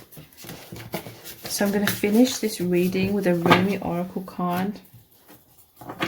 And I really feel it's going to be like some advice for the Divine Masculine, or it's going to explain to you what's going on with the Divine Masculine. Beyond death, life. Number 1. So yeah, some sort of huge transition is going on.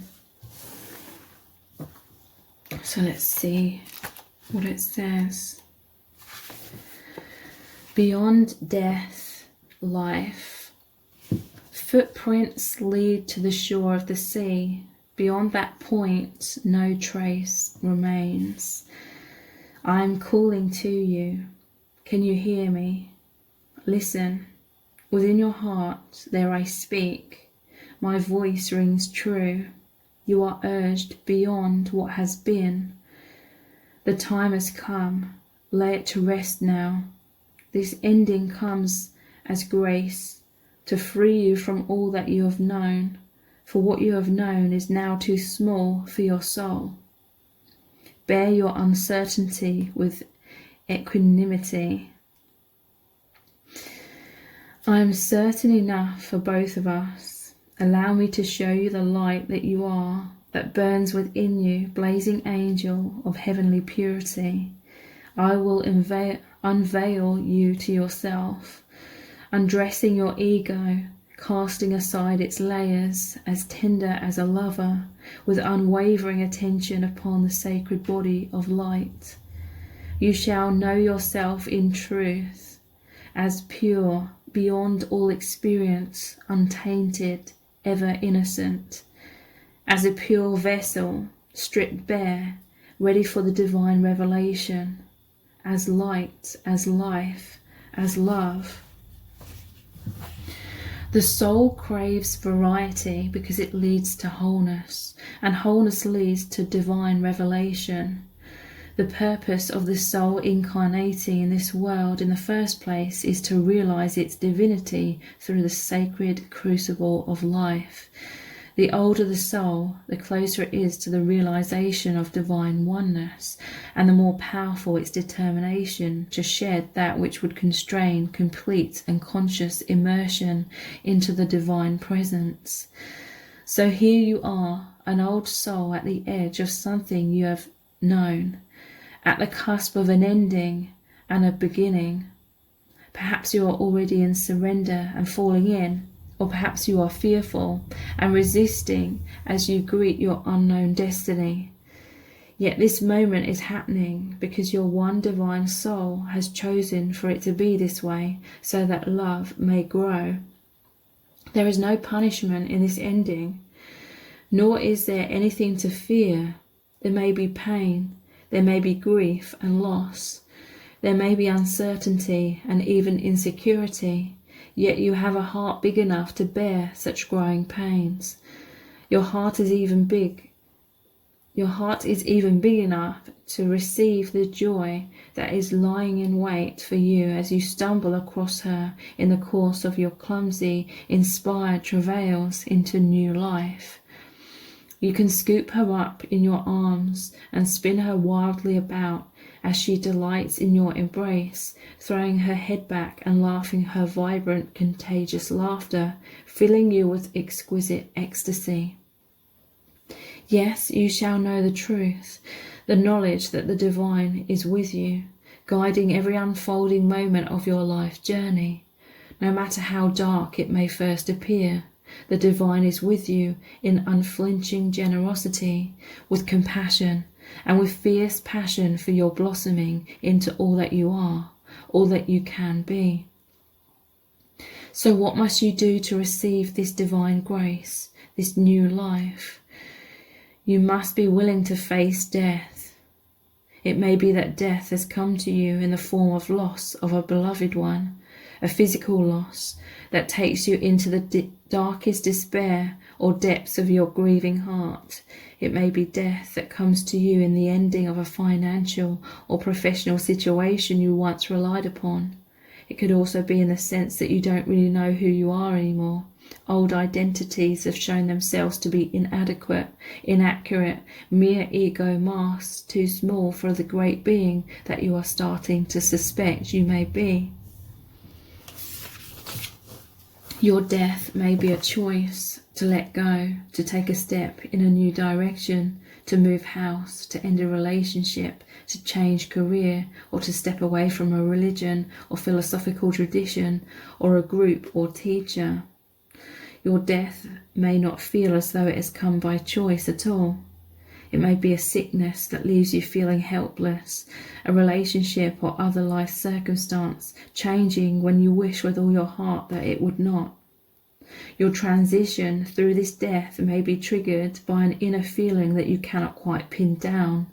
Nonetheless, it powerfully propels you away from what has been and towards untapped possibilities, perhaps even towards great confusion, as you encounter life in a new way, feeling even somewhat unprepared and uncertain as to what may lie ahead for you now. How you deal with this grace, hidden though it may at first appear to be under the cloak of crisis, is up to you. You have enough spiritual intelligence to shift perspective and to choose, if you wish, to rest your inner gaze upon what lies beyond the death. Gaze instead upon the new life that is calling you. When you know deep within that no matter what experiences you have had in your life, that you are untainted, you will be more easily able to trust in the love the divine has for you. You won't question your worthiness, and therefore you will trust in life more easily and more fully, no matter how much it asks of you at times. The divine is a relentless lover. It wants nothing less than your total being to be held in its embrace. Sometimes that means we will have to give up lesser loves for the greater lover, the divine one that calls us to remember our true nature.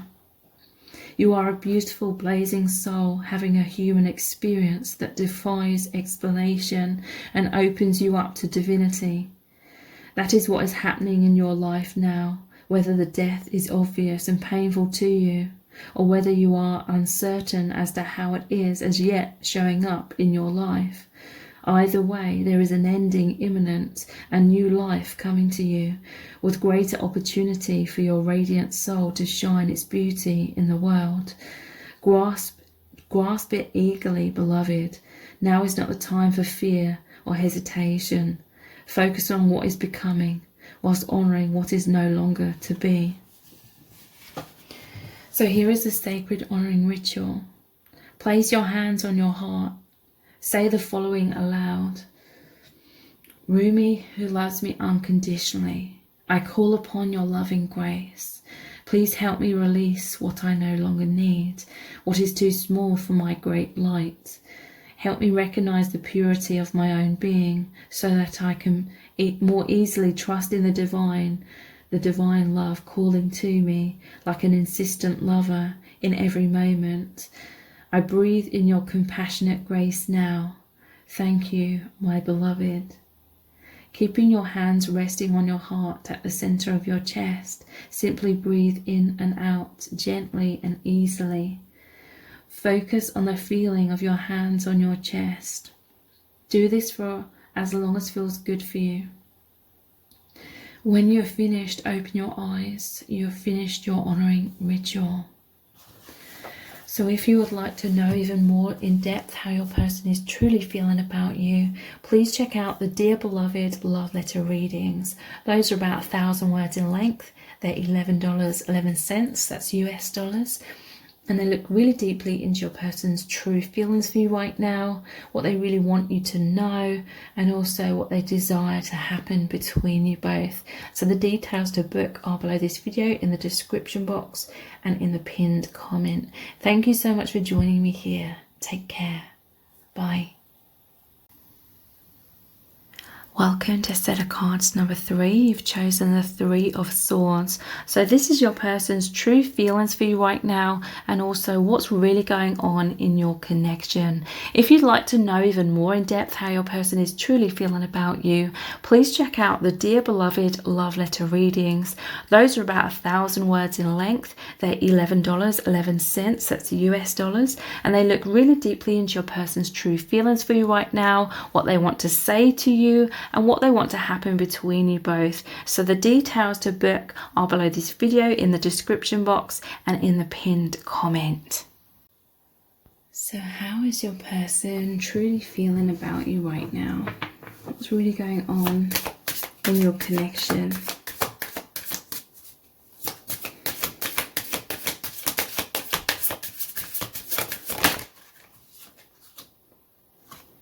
We have the Ace of Swords.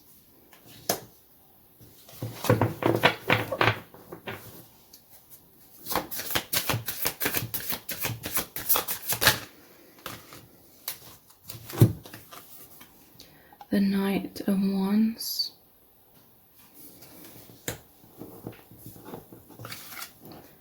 The Five of Swords.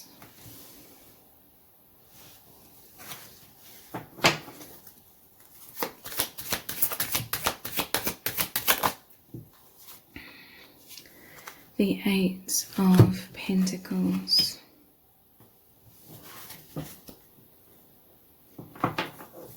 I'm seeing the Nine of Swords at the bottom of the deck as well. Okay, so your person's going through a lot of fear, pain, shadow side at this moment. With this Ace of Swords, to me, this is making me think of a tornado.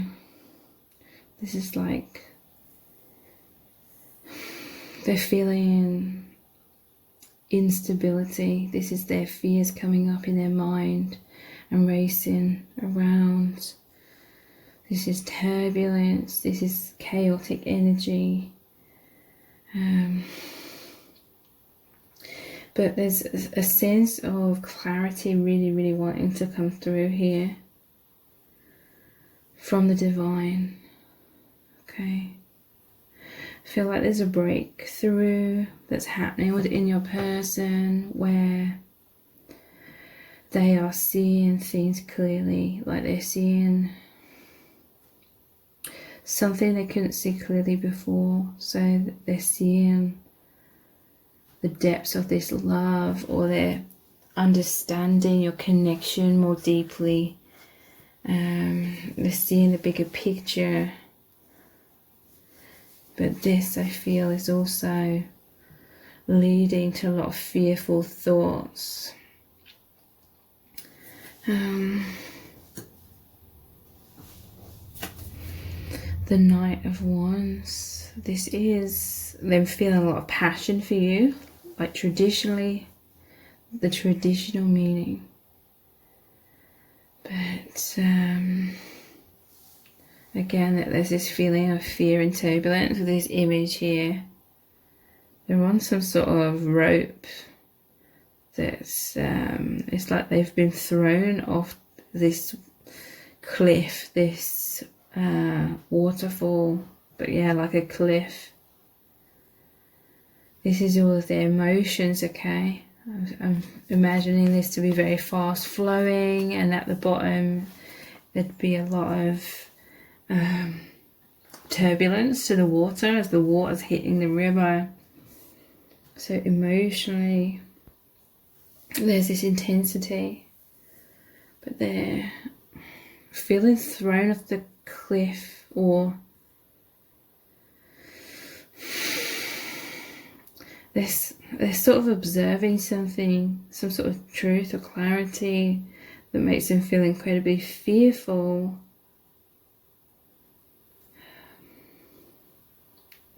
But obviously they have this rope here, so there's some sort of, that they don't feel totally like pushed off the cliff.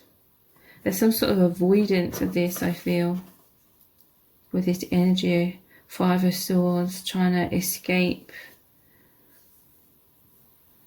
Basically, I feel like it's fears of change. There's some sort of death and rebirth.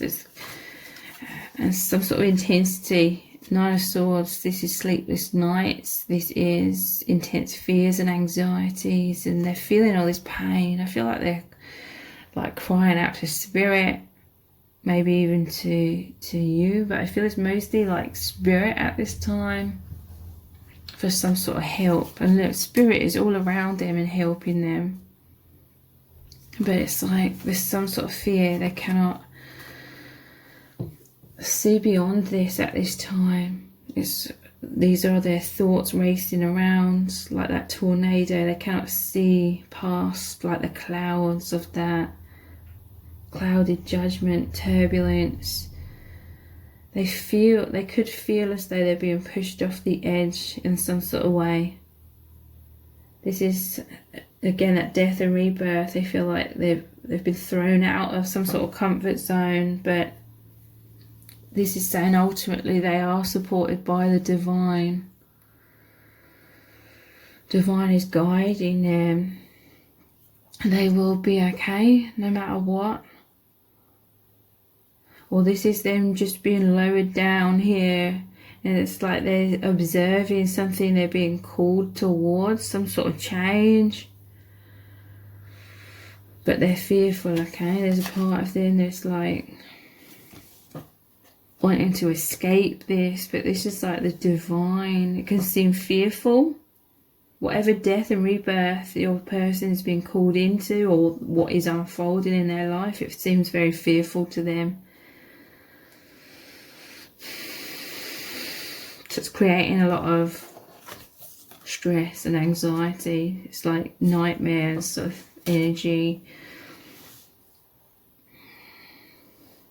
It's trying to push something away, and this is all very like normal, okay? When you're going through intense shifts, you can feel like you've been thrown out of your comfort zone by the divine in really, really major ways. You can feel terrorized by so much fear. You can really, really feel like this.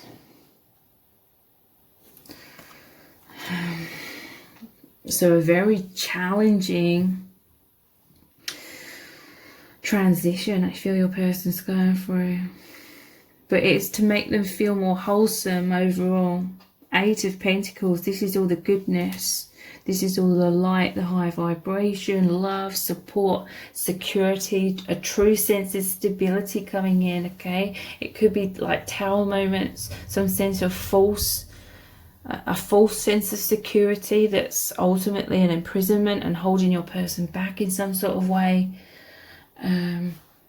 is crumbling, so that they're having to go through this shadow and intense fears, but when they come out the other end, they're so much more stronger. They find that strength, that stability within themselves, rather than through holding on to some sort of comfort zones, okay? So this can resonate on many different layers, okay? This could be something, it's just internal fears for some. For others, it could be 3D circumstances triggering this. Could be both. Take it however it resonates. Let's dive deeper into this. What is this turbulence and about? We have the Chariot. Yeah, there's some sort of immense change or forward movement that is happening and is going to continue to happen over the next few months, I feel. This could be mirrored energy, because this is twin flame energy, okay? The yin and the yang here. If one of you has been going through immense shifts, it means the other is as well. Chariot. Moving your person, both of you, into the higher dimensions. Moving you beyond the clouds of fear that have been holding you back. Been holding this person back. So I feel this is what the divine masculine is going through. But it could be both of you, okay? But divine masculine, there's some sort of turbulence or fears or anxieties have been really holding them back. So there's this powerful movement. Your energies have come together. You're both on this path in order to clear out fears, so you're more in your truth, more in your like divine purpose. So what is this energy about? Let's clarify it further.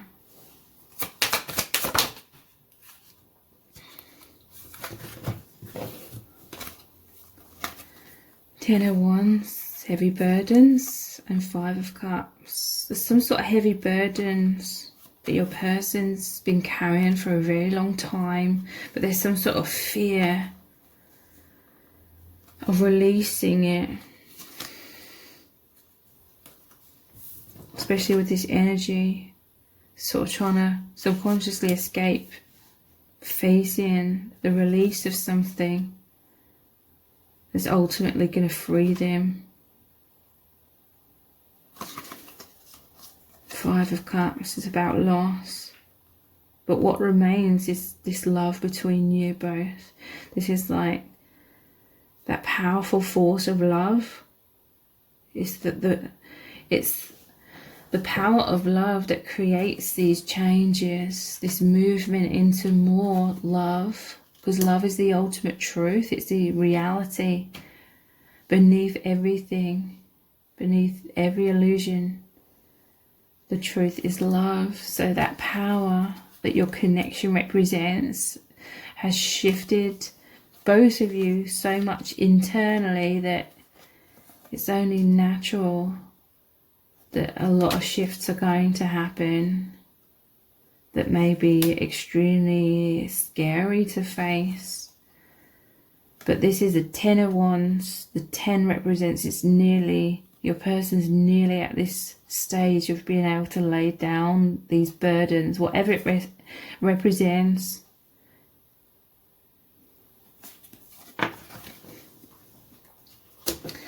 Let's clarify this Five of Swords.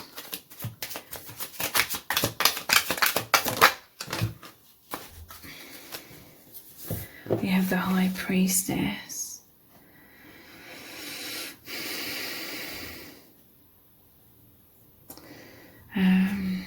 Let's get another one.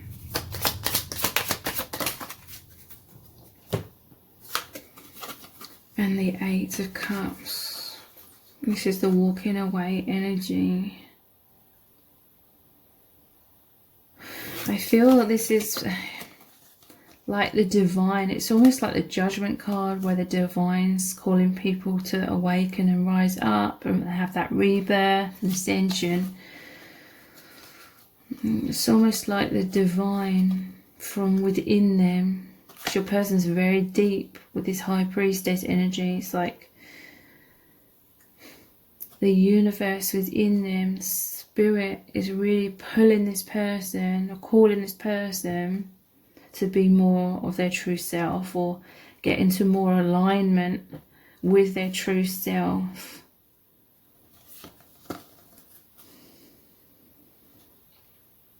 Because overall there is this movement with the Chariot.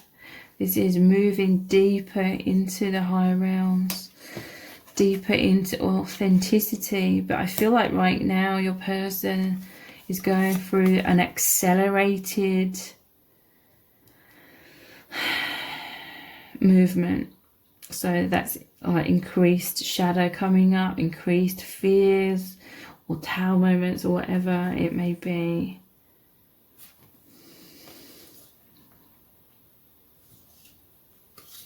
I feel like this is your person. They're introverted. This is them retreating into themselves. High Priestess sits on that threshold. This is behind this person. It's like who they really are within themselves. But, you know, they only let very few people into their inner world, into their inner truth.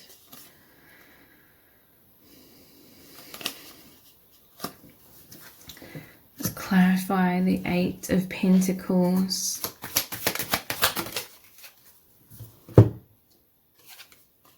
I feel there's this slow but sure energy of so much positivity and light. This is what you both do for each other. With it an 8, the infinity symbol, your joint energy. It's like you're both on certain levels just awakening so much. So you're planting these seeds of awakening.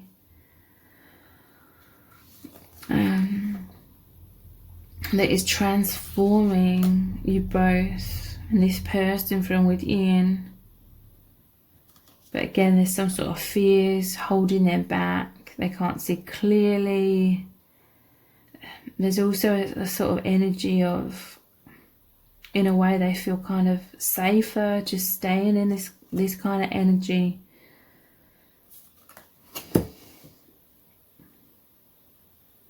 But it's like eventually so much of that high vibration is coming into your person, expanding in them, that they are being moved out of their restrictions, whether, you know, their ego likes it or not, kind of thing.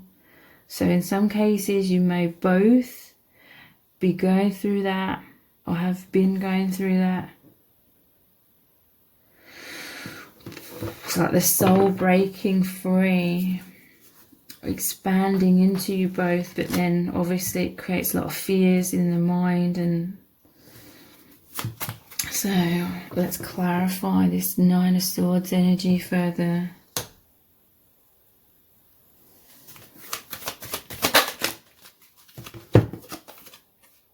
Seven of Swords, this is that running away energy again. Avoidant energy. So this is what's happening on some level within your person, that it's like the ego comes up in these connections, and this will happen for both of you. The ego will come up as it's dying away, and it creates such intense fear that obviously, you know, it's like a feeling like you're not going to be able to cope with this transition. The spirit is all around you. It's so much easier said than done. Wow.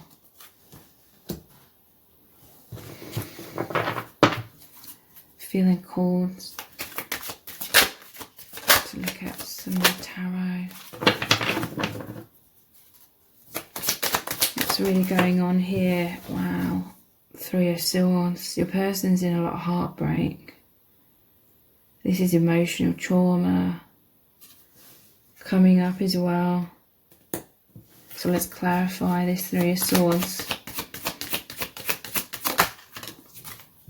Six of Pentacles.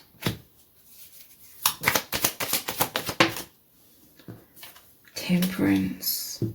So with you, these are both about a balanced exchange of energy, and we have the Ten of Cups at the bottom of the deck as well, which is soul family. And it's this love, this immense love, this alchemy of your souls. It leads to death and rebirth. And this is happening over time, the rebirth. Whatever that represents, okay? This will be playing out in different ways for different people. Initially, it's on the energetic realms. But this person, they're feeling immense like heartbreak right now, because they feel like your soul family. They feel so connected with you. especially energetically. It's this feeling of oneness. And this normally shows the scales of give and take. You're both like helping to support each other as your souls agreed to go through these immense death and rebirth, so you could be more on your spiritual path. It's very intense. So you both assist each other, you both help to have temperance, which is, you know, seeing above the fearful thoughts and having faith and getting into the flow and trusting the divine, even though you're both going to go through times where it feels like the hardest thing to do is to trust and surrender and go with the flow of the changes. So let's look at some oracle cards.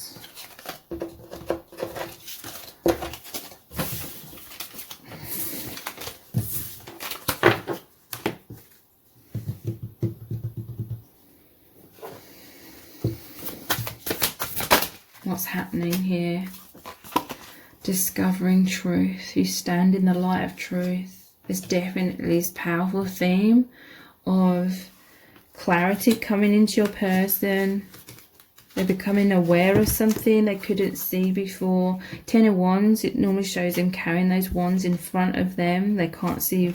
It's like they couldn't see where they were going. They couldn't see something, but now they can.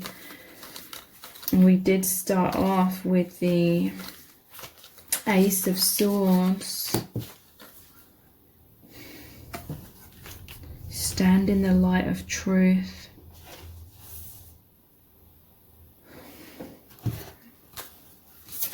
What is this truth? You know, yeah, we have wisdom coming in. What they realizing.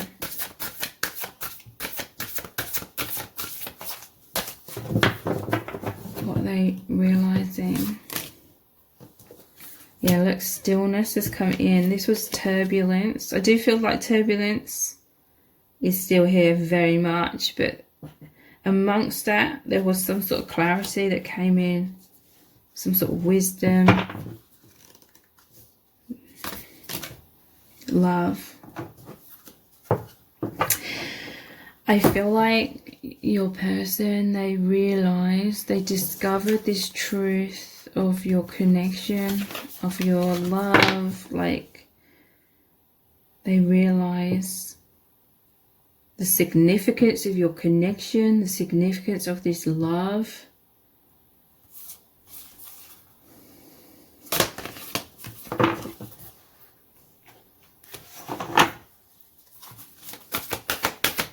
What's really going on here? Joy and delight. Open your heart to joy.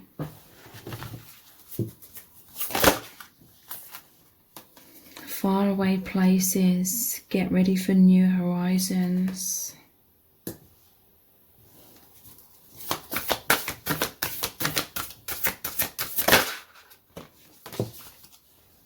And embrace the enthusiasm. Shout to the heavens with happiness. So overall, I'm hearing from Spirit, your soul family really want you to both be able to rise above fears that have been holding you both back in your lives in general. Fears, wounds, illusions, the shadow. The new beginning is happening, major transformations with these butterflies. So Spirit is really trying to reach your person and communicate to them and just let them know that even though there's all this shadow and fear and darkness and turbulence that they are feeling or experiencing, this is all in the long run to help them emerge from that and be more in high vibration of joy and delight and enthusiasm and happiness and freedom. But this is a journey that your person is on right now. faraway places. Get ready for new horizons.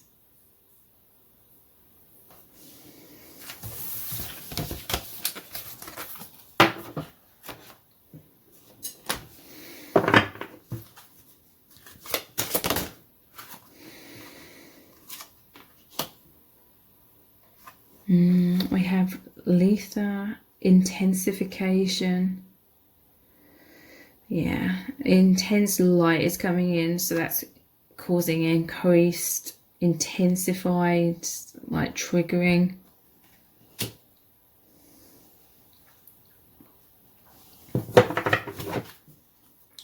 Yeah, there's an intensification of this love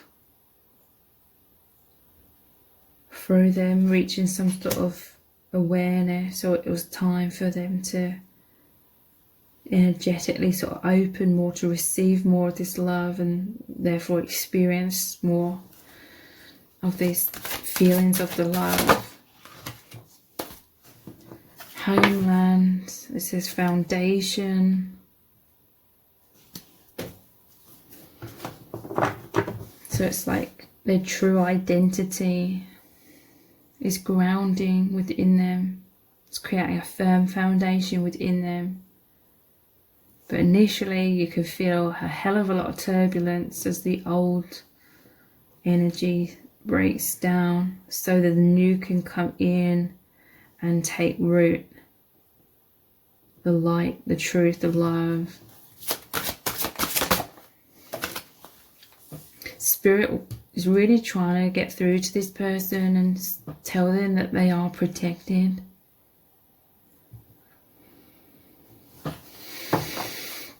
Nothing's going to come their way that they can't handle, okay? But it's very intense because it's like an ego death. It is a breaking down of that. So it creates like these primal fears of like survival to come up. And it can be one of the most challenging experiences of your life.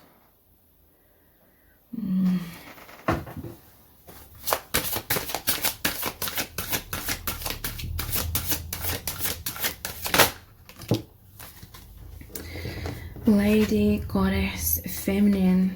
This person, they really feel like you provide them with a lot of support, a lot of protection, a lot of love. This person's really needing your support at this time.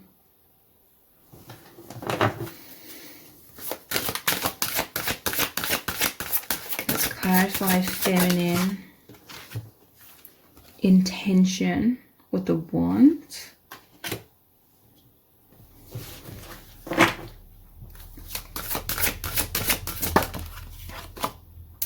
And balance. So yeah, it's like the divine masculine is needing this balance from the divine feminine right now. In some cases, divine feminine, you may have just been through a lot of this turbulence, like huge shift, and you're more in balance within yourself. And now maybe divine masculine in some cases is going through it. And because we have that Six of Pentacles, which is that exchange of energy, that balance. It's like sometimes divine feminine may be like this, it's normally beggars energy and needing support from divine masculine, but then you switch roles, or you're both assisting each other, you're both helping each other, but you're also both being helped. It says balance, intention. Divine feminine, you've had this intention to find balance, and you've been manifesting a lot more balance within yourself. And this is intensifying the light coming in to you and your union. And this, I feel, is what your person's going through.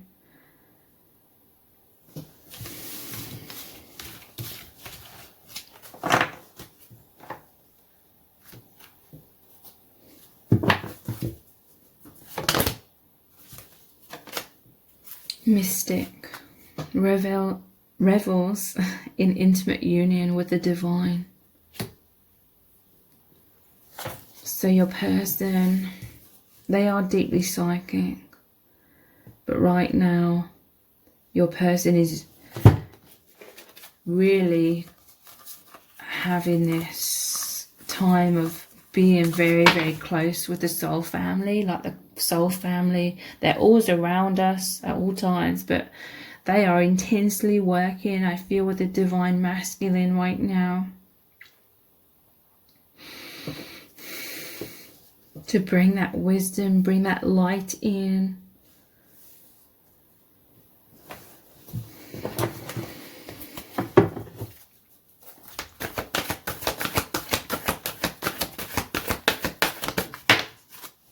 Yeah, exorcist, freeing yourself and others of destructive impulses.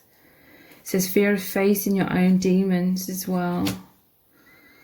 So exorcist, yeah, the divine masculine is very, very powerfully going through huge purging and releasing from shadow. And it can seem incredibly frightening, incredibly so. We have judge, balancing justice and compassion, managing the fair distribution of power. So there's that scale again of balance.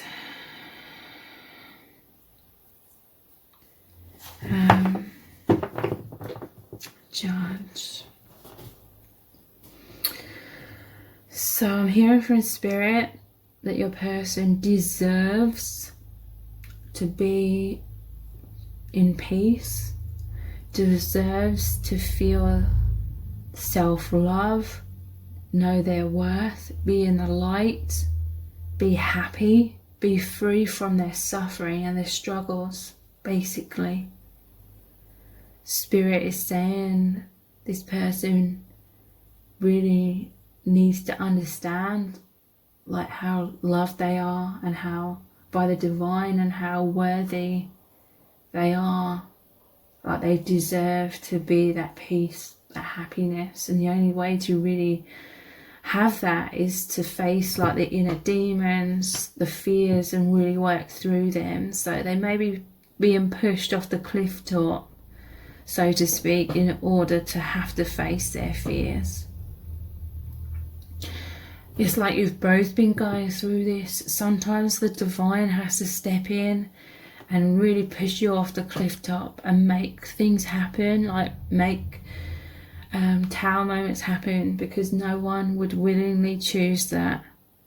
No one, well, not many people would, okay? Sometimes our fears are so subconscious and yet so great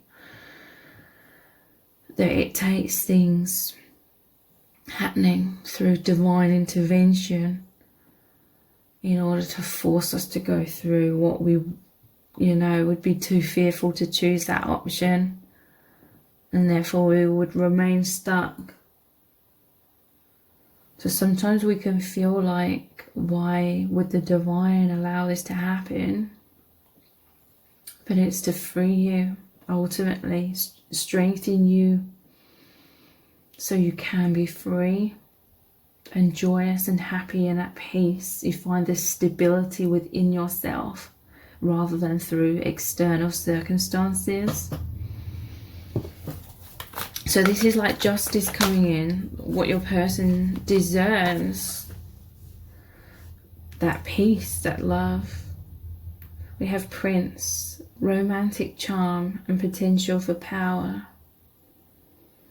So the Prince, this is really talking about their romantic feelings for you, the truth of how they feel, because I'm seeing this is blue, which is the throat chakra. It's about truth, authenticity, is they feel these deep romantic feelings, potential for power. Your person is like the Prince energy, or has been, and that's kind of like the page energy in the tarot. It says potential for power. Your person's incredibly powerful. They're very loving. They have a really big heart. But with this Prince here, it's like some of their negative self-judgment was holding them into thinking that they were just like the Prince, when really they have this potential to become aware that they are like the King energy. So it's like some self-esteem. This is what your person's facing. It's some sort of deep wounds from childhood, which create like shame that gets locked in the subconscious. It's all to do with that really coming up. For them to face it, it's appearing to them right in front of their face now. So they're having to face it. So they know their worth as well.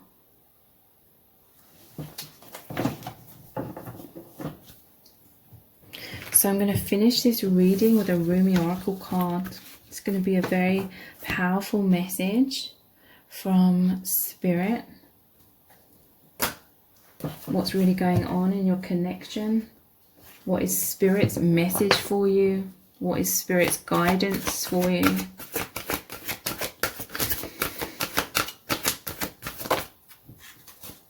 We have a Cosmic Heart, number 8.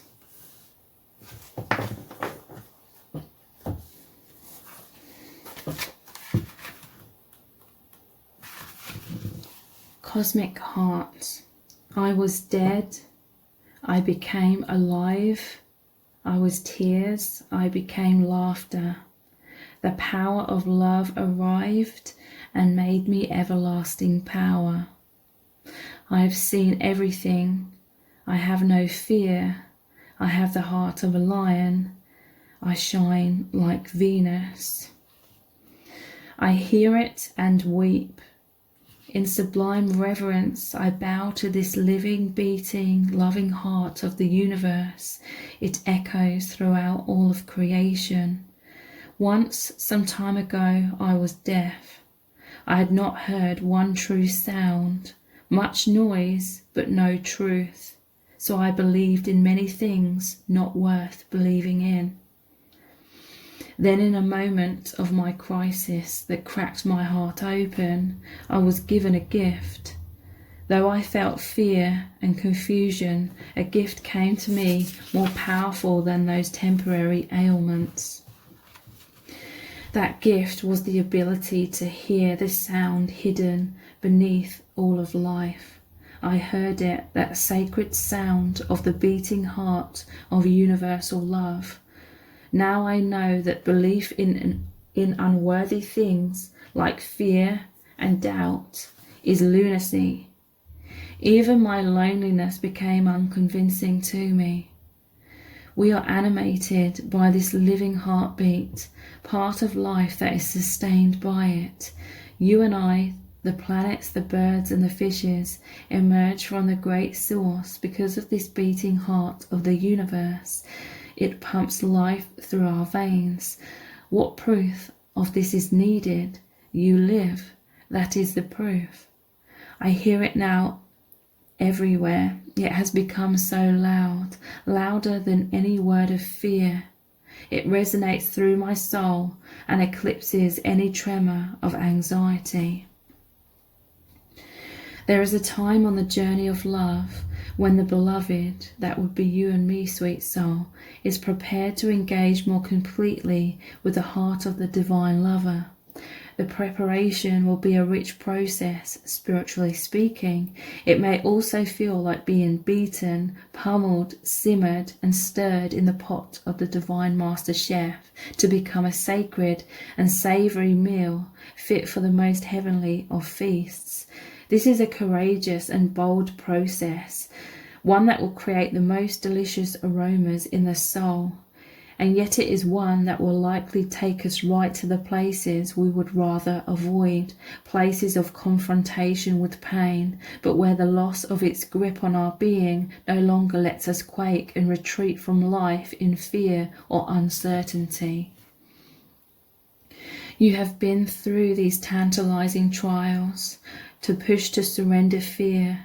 The realizations, your attempts at control amount to not so much actually, so why not abandon them altogether? The trials have asked you to confront every part of your being that holds itself back in resistance to what is, in resistance to what life presents at this very moment. You have been asked to become comfortable with the possible discomfort of not knowing, and to understand you don't have to understand anything for life to work out with perfect synchronicity and generous grace. You have been asked to bear darkness without losing hope for the return of the light. You have been asked to trust in your own heart wisdom when your mind was terrorized by nightmares and hallucinations of fear. They were so powerful, you were certain they must be real, that you must be crazy not to run and hide somehow, somewhere. And yet here you are, still loving, still wise, and ready for a love bigger than you've ever experienced before. So we step forward together, you and I. I link my arm through yours and I urge you on. Let us run and jump together over the edge. No more half living in any way for you and me. We will weep crystal clear tears, and we will laugh with such joy that stars will burst forth, borne upon our exaltations. We will hear the beating of the cosmic heart pounding in our ears, and how we shall dance to it. That sacred intoxicating rhythm moves hips and hands and hearts, raising the soul from slumber. But the heart does beat so loud, it can be startling to the parts of you unused to such wild, unconditional affection and rowdy playfulness. You may worry that this great love is not going to be careful enough with you. What if you get tossed around in the great oceans of love? You will surely be disoriented and become lost to the world you once knew. How then will you know where to go? Fear not, my soulmate. Love has its wisdom and its way. We shall become lost in its genius together. Whilst our minds are tipped this way and that, tumbled in love's great waves, we shall be forced to surrender our useless intelligence and become mindless. Then how easy it shall become for the perfection of love to guide us, for there shall be nothing within to question and resist. We will no longer have to find the way, for we will have become the way. This oracle comes with special guidance for you. More love is rushing towards you like a great cosmic tsunami. You will struggle with this blessing to the extent that you will attempt to hold on to what has been. So don't. Let go. Let it move you. You'll perhaps get some water up your nose, but nothing will come to you that you cannot handle. You'll be dishevelled somewhat undoubtedly, yet as you are washed up upon love's shining shore, keeping every hair in place will be the last thing on your mind. You'll be too caught up in the wonder of perfection, realizing how deeply loved you are and how unnecessary it is to contrive a way to live your purpose. Instead, you'll have no idea what is going on. You'll be surrendered in passionate embrace with life simply being your exquisite, crazy, unique self, saturated with divine love. It will drip from you, out of your feet, your eyes, your voice, your touch. You'll water the earth with love's oceanic presence.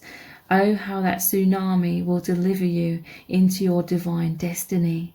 No need for any contrivance. Let your hair get messed up. Your destiny awaits you now. So here is the sacred honoring ritual. Place your hand on your stomach and the other over your heart. Focus on your breath flowing gently in and out. When you are ready, say the following aloud.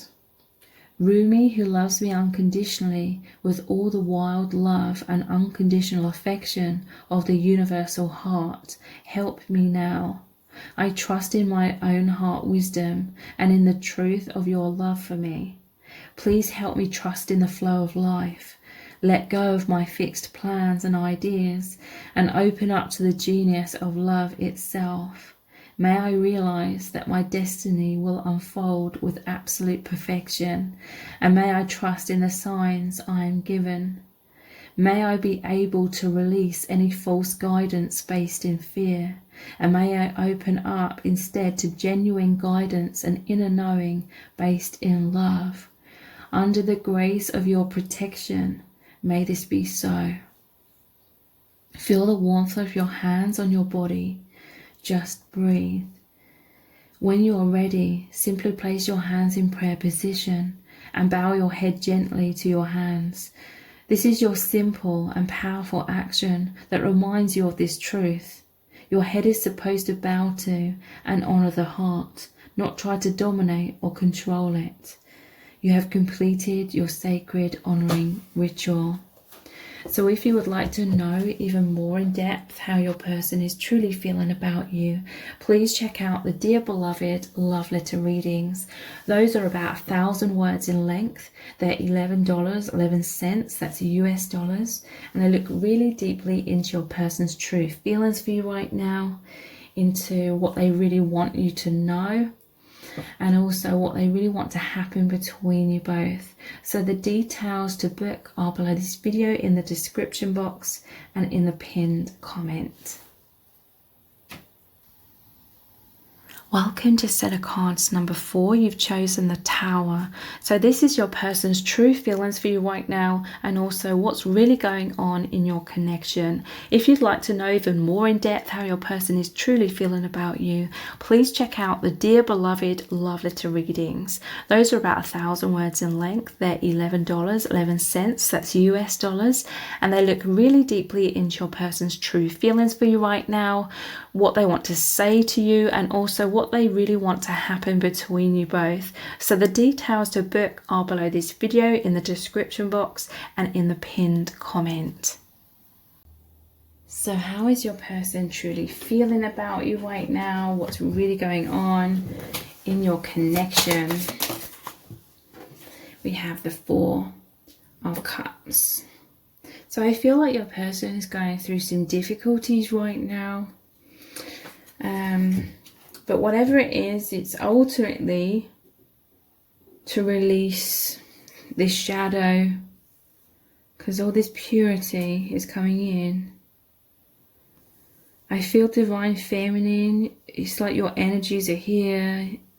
You're being this divine support, or you're being asked to be this divine support to the divine masculine at this time.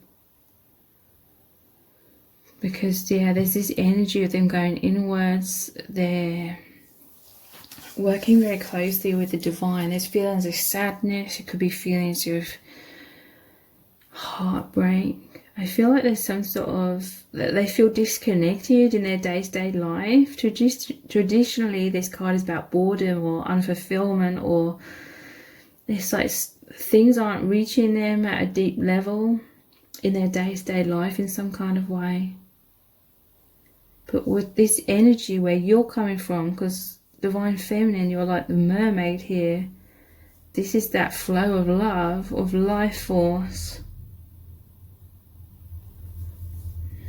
coming in. You and the connection, like, really reach this person on the deep, deep soul level. But this is what's like triggering up over time, and this happens in all sorts of different layers. Over time, it's just, it brings up everything that's sort of out of alignment with this truth of like love, or who they really are, this life force, this connection with their divine self, like who they really are, the soul level. So there's some feelings of disappointment as well. This is a card about disappointment. that your person is feeling.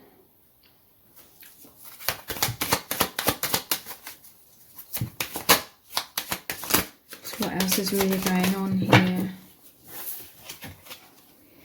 Five of Cups. Nine of Pentacles. So yeah, something flown away. Very interesting. These 3 cups that this person is focusing on, they're spilt over here.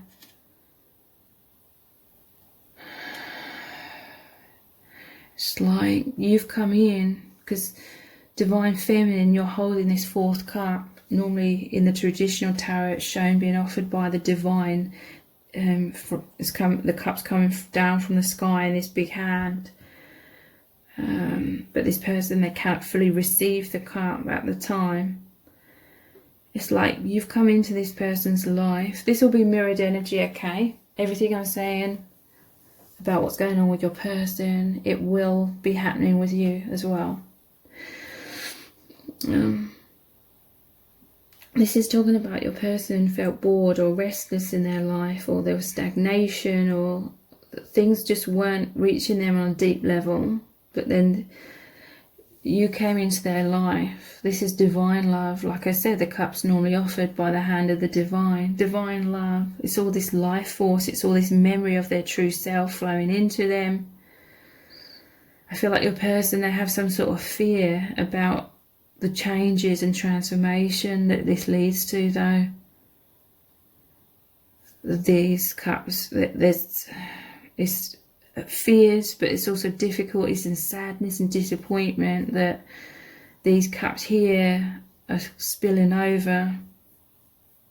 Contents lost. So I feel like your person's in some sort of transition stage where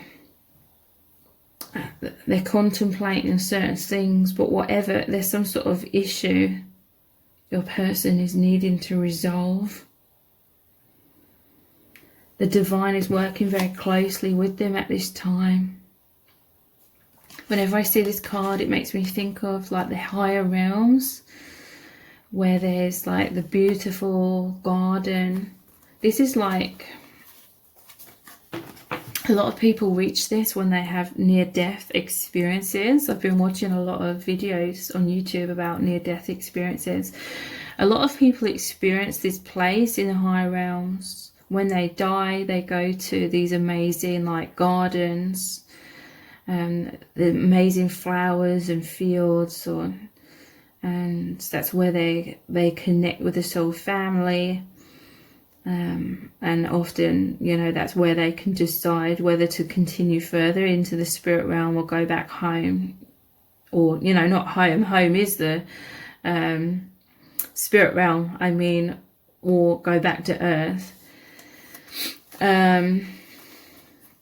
So that is like that higher realms energy, where they are independent from all these fears and struggles. I feel like your person, their higher self, is with the divine in this healing sanctuary. You've both come into each other's lives to really help each other and support each other, and through this divine love feel so connected with this soul family to increase your faith and guidance as you're both in this transition period of releasing things that have been holding you back in your lives.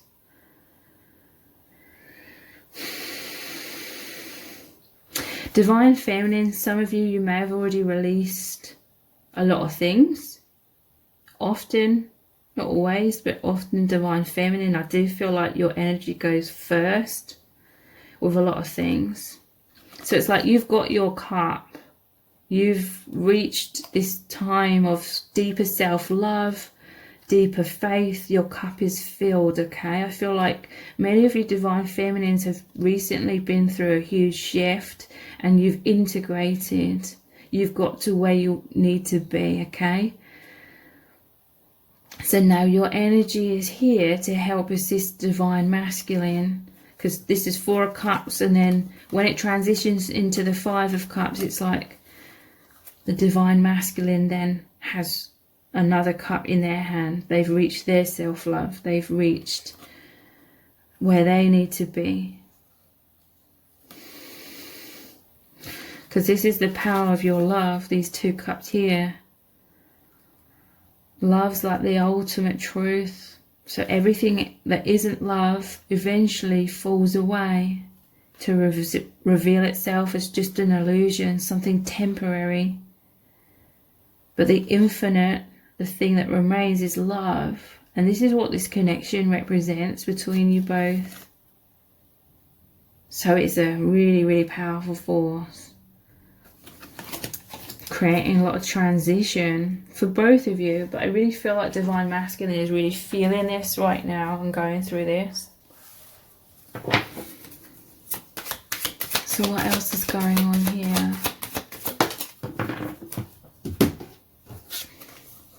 The Sun. Wow. This is that rebirth energy.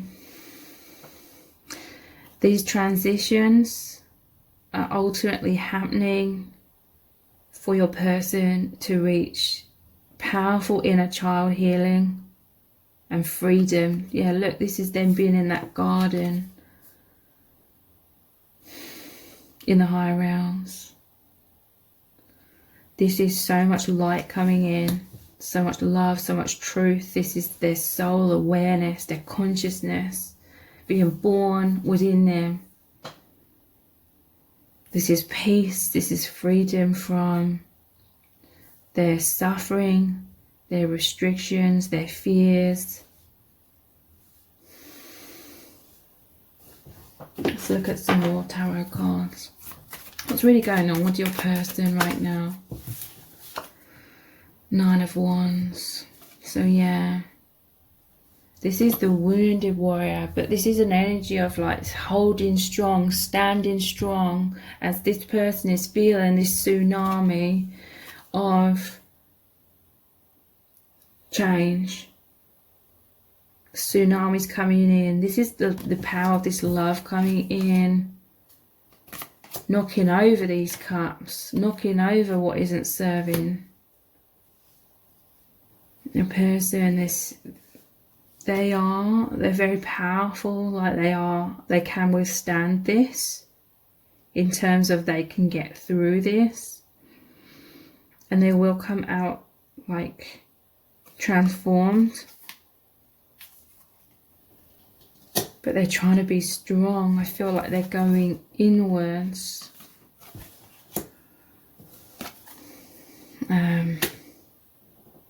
Look, it's like they're trying to focus on love. I feel like they're trying to focus on your divine connection, because that's the light, that is the safe sanctuary that helps them stay strong as they go through transition and surrender and allow whatever isn't serving to fall away.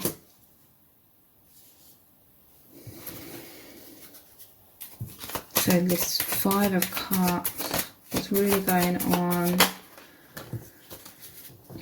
Three of Pentacles. This is your energies working very closely together in the higher realms with each other and with a soul family. This is a Trinity energy. It's about the cathedral, so it's about that spiritual connection that you share with each other and the soul family. And look, your person going inwards. It's normally about an architect, so architectural plans or the soul plan. I'm hearing from Spirit, you've met each other in order to rewrite these plans. Because I feel like you both sort of got off track. You got stuck in too much fear or too much of the social matrix. So you've come together and it's created like this alchemy, which has created a brand new beginning for you both in terms of intense spiritual awakening. Yeah, Ace of Cups. Wow, this is confirming it. Your person is moving into, like I was saying here, the Divine Masculine will eventually be able to have their own cup. So then, you know, Divine Feminine, you have this cup. You've reached some sort of independence from what was holding you back in your life. You've come into some sort of transition and some sort of graduation. So now you're holding that cup of self-love, empowerment, being in the love, being in the light a lot more. And so this is confirmation that the Divine Masculine is in this process, the same process, where when the time is right, they will also have achieved this Ace of Cups, and they'll be holding it, and then that will transition from the 4 into the 5 of Cups.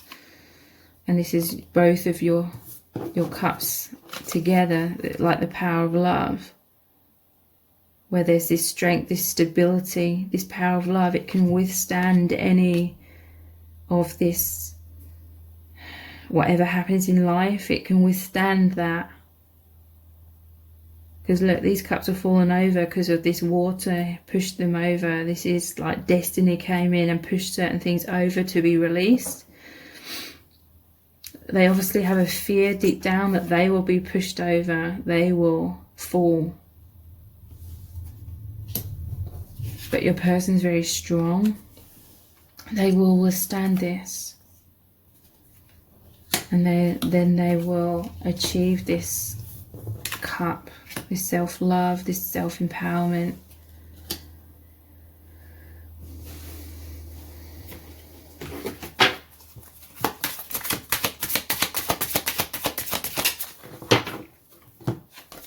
But yeah, it's quite difficult for your person right now, feeling barren. This normally is about feeling left out in the cold, or to me it's like they're feeling, a lot of fears are coming up, so they're feeling separated somewhat from the divine. It normally shows the homeless people, they're shut outside in the cold, outside the cathedral. So feeling disconnected. When your person, their fears come up, they can temporarily feel disconnected somewhat from the divine. But I feel like your person, they're definitely going inwards, and they're trying to connect as much as possible with the divine, to find this guidance, to find this support as they go through this transition. So let's look at some oracle cards.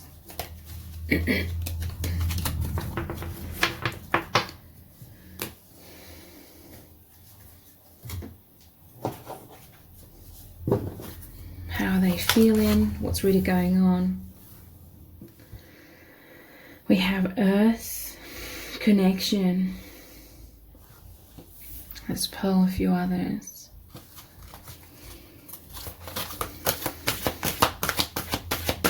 This is really saying to me that their higher self is being grounded so much more. Your person, they've felt throughout their whole life pretty much that there's been this divide within them. There's been like the false self that's more socially acceptable in the social matrix, but then hidden beneath that has been their true self, who they really are, who they've really felt themselves to be.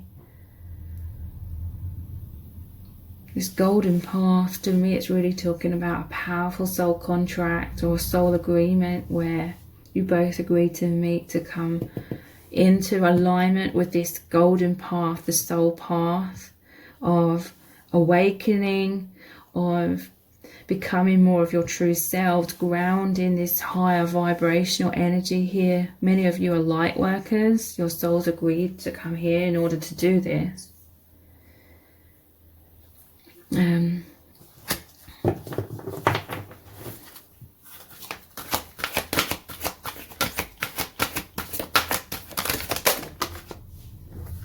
We have retreats.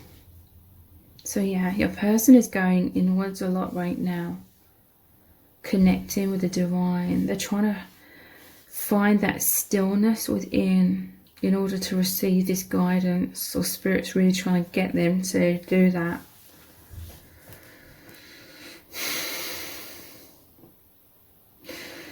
Your person is feeling quite disconnected in their day-to-day life right now, but that is because the spirit, the universe, is calling them to go inwards in order to find themselves, remember their self, and embrace that more, ground that more. And this is going to replace the fear, the love, the light, the truth. Over time, it just replaces the fear. So then they can come out into the world a bit more, you know, in being their true self. And feeling more freedom.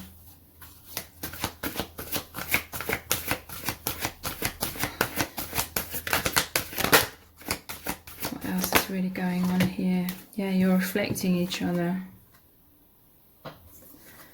You're both going through the same things, the same process. You're on the same path. You're both reflecting inwards and remembering this golden path, the light, the truth. You're connecting with each other very powerfully, like energetically, through this process as well. This is immense.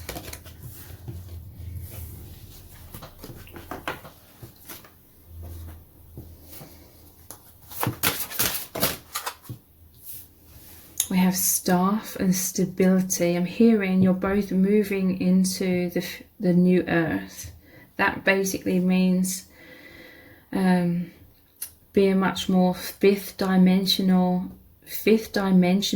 aware, and your energy is more aligned with the fifth dimension and beyond. So as you transition into that, you are moving out of the old paradigms, or the more 3D version of stability, which is more focused on external circumstances or having walls up, masks on to try and survive in this harsh world. So that's a very limited way of having stability, in quotation marks. It's density, it's rigidity, it keeps you stuck. So you're both in this transition out of the old false sense of stability into true stability, which is self-love. It's the power of love. It's learning how to be more authentic without so many fears of being judged. All that kind of thing.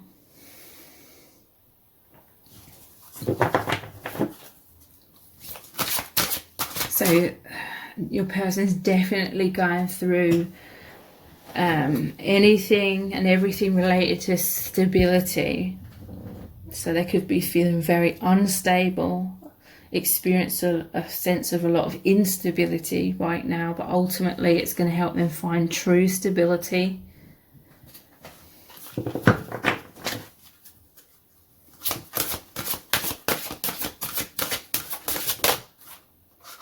We have letha and intensification. Okay, so this focus on stability and instability is intensifying within your person, but that's because there's this intense amount of love. I do feel that part of this is partly to do with, like I said, divine feminine.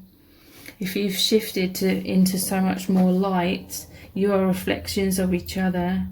You are that infinity symbol. So when one of you shifts, that energy, that light, the power of love, the transformative power of love is then moved into the other person. So that creates monumental shifts, and you can both, you know, be the initiator of any kind of healing, and then it moves into the other person.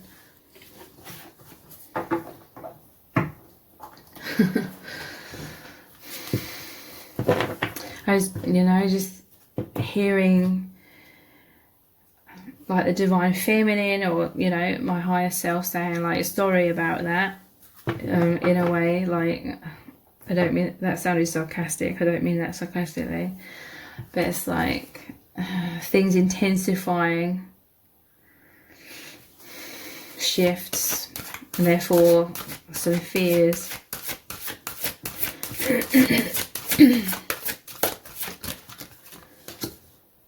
Scrying mirror, shadow.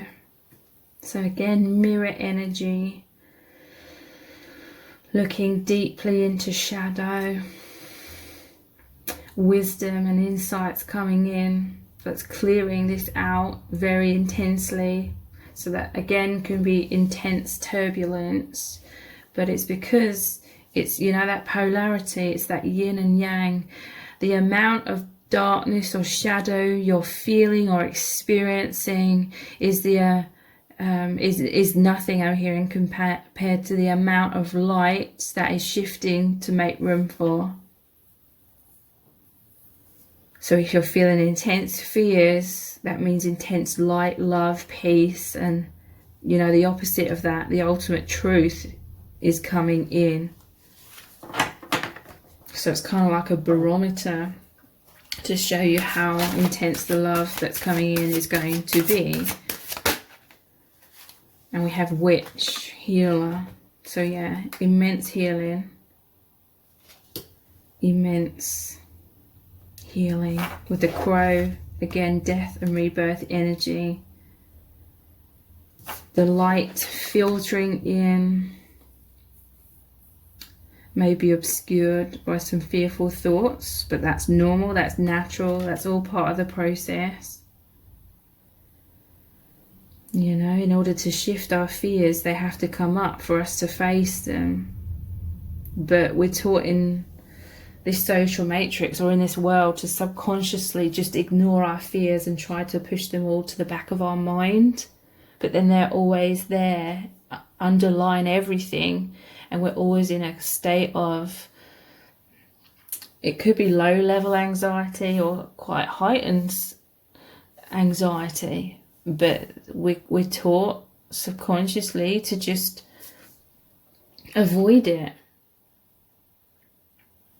But, you know, it's your souls are wanting to clear it out. So it's coming up to be cleared. Yeah, look. Water and cleansing. It's like that Four of Cups card.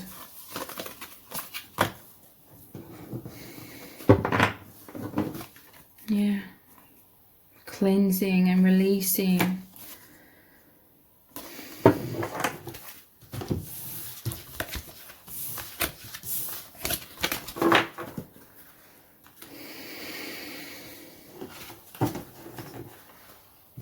So let's look at some other cards. Which cards?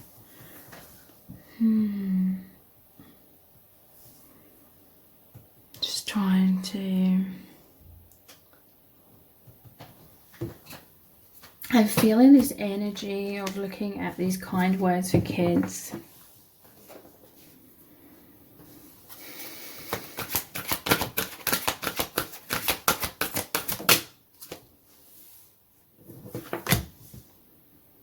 I learn from my mistakes. Okay. So your person, they could be feeling some sort of energetic chaos because they feel like they made some sort of mistake, or maybe they feel like they didn't trust their intuition, or they feel like some sort of turbulence is happening in their life due to some sort of mistake or something. That's kind of making them feel like a tower moment with this broken vase here.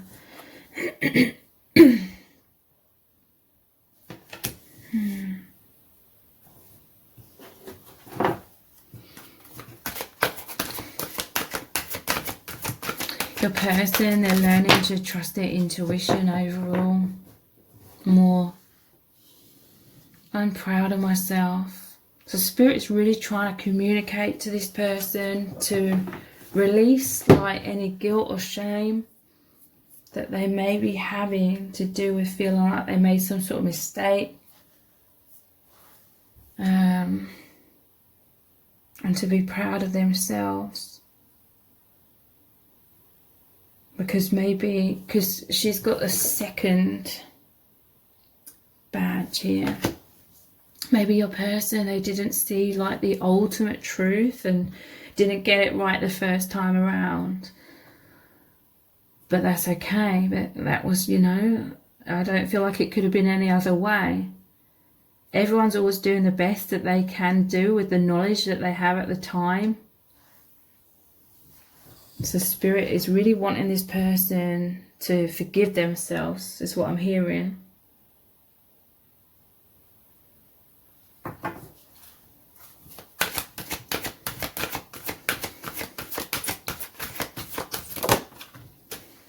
I can achieve my goals. Okay, so this is really saying to me that whatever is happening for a reason. There are no such thing as mistakes in truth. I know that sounds like a way of just spiritually bypassing something or making excuses, but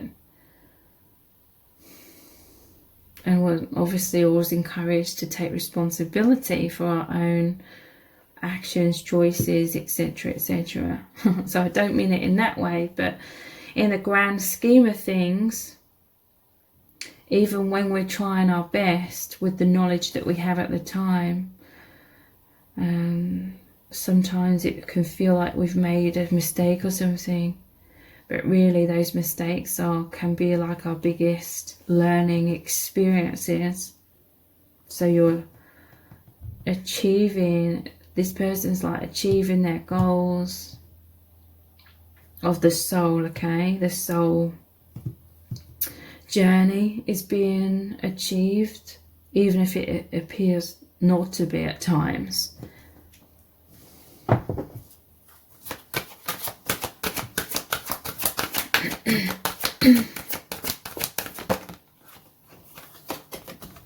I am responsible. I feel like your person is sort of beating themselves up, like they're feeling responsible.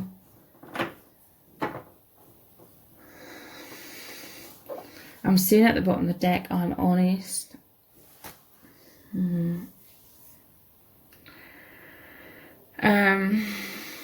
I feel like maybe they won't be their true authentic self in some kind of way.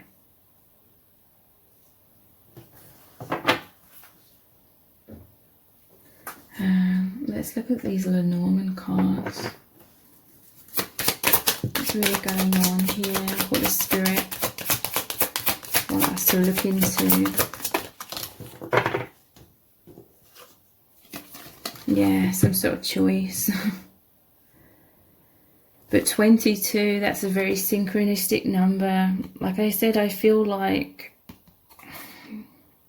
although it appeared like your person had a choice, in a way, I feel like they didn't. It says adventure or comfort zone. I feel like your person feels like they made some sort of mistake in some sort of choice. But like I said, I feel like really they didn't really have a choice, because they couldn't see clearly, or there was so much fear. Fear can be so terrifying. It can absolutely terrorize us to the point where it creates a subconscious coping mechanism where we avoid that fear at all costs. Like we literally feel like it will annihilate us if we do the very thing that's terrorizing us. So in that sense, you can feel like there is no choice. You have no choice. You've just got to do what avoids that complete terror. Because you feel like your mind would just collapse. That is like the ego death. And sometimes it has to happen in a more slowly but surely way. If we literally are not of a vibration to be able to handle. The universe never gives us anything we can't handle. So your person could not literally handle like some sort of choice or decision to do with being their authentic self. It's like they literally couldn't, because they wouldn't have been able to handle that at that time. So they're learning the same thing, or they're having the same transition, but it's over a more manageable journey towards that, rather than a complete Tao moment, which their soul was not ready for.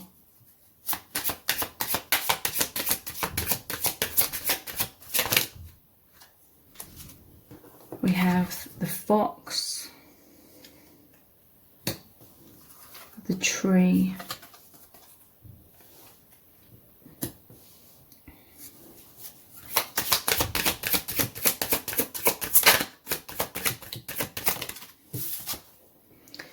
and the swans. So this fox energy, I feel like, again, your person's feeling some sort of shame or like guilt.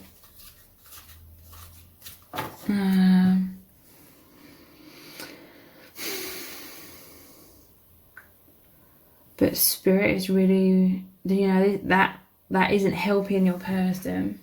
Shame keeps us like stuck in suffering. It's shame and guilt is not serving, okay?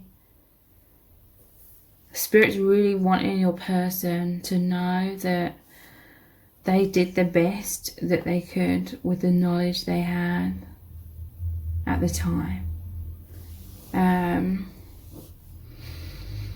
Yeah, this is that grounding energy. Your connection with each other is moving into deeper intensification of that love. You're both grounding more of your true selves, okay? This is like your higher selves coming in and grounding and taking root. It's happening, okay? I can achieve my goals. Like I said, all paths, well, I didn't say this, but all paths lead home. Apparent mistakes, you know, again, without, you know, justifying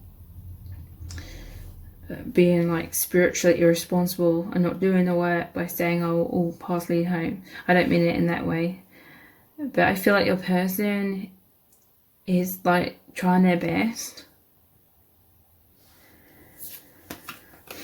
and your connection is moving into this liberation. This is like the higher realms. There's like a paradise. This isn't like the ultimate soul's destination, but just above this earth plane, there's like a paradise, which is it like an in-between stage between earth and the higher realms. Because you're incarnated here, you and your person, your souls are always as one in this like paradise. It's a lot of healing. Your person and you are, but especially your person right now, is in these higher realms with spirit. It's working very closely with them to heal a lot of this intense shadow.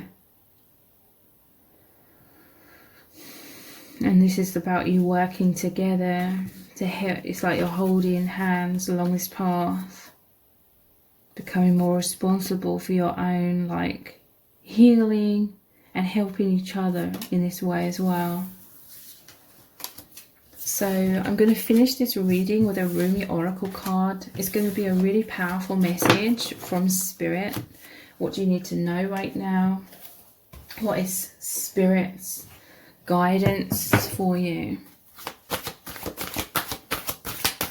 What's really going on? We have the courage of your love. Just want some water quickly.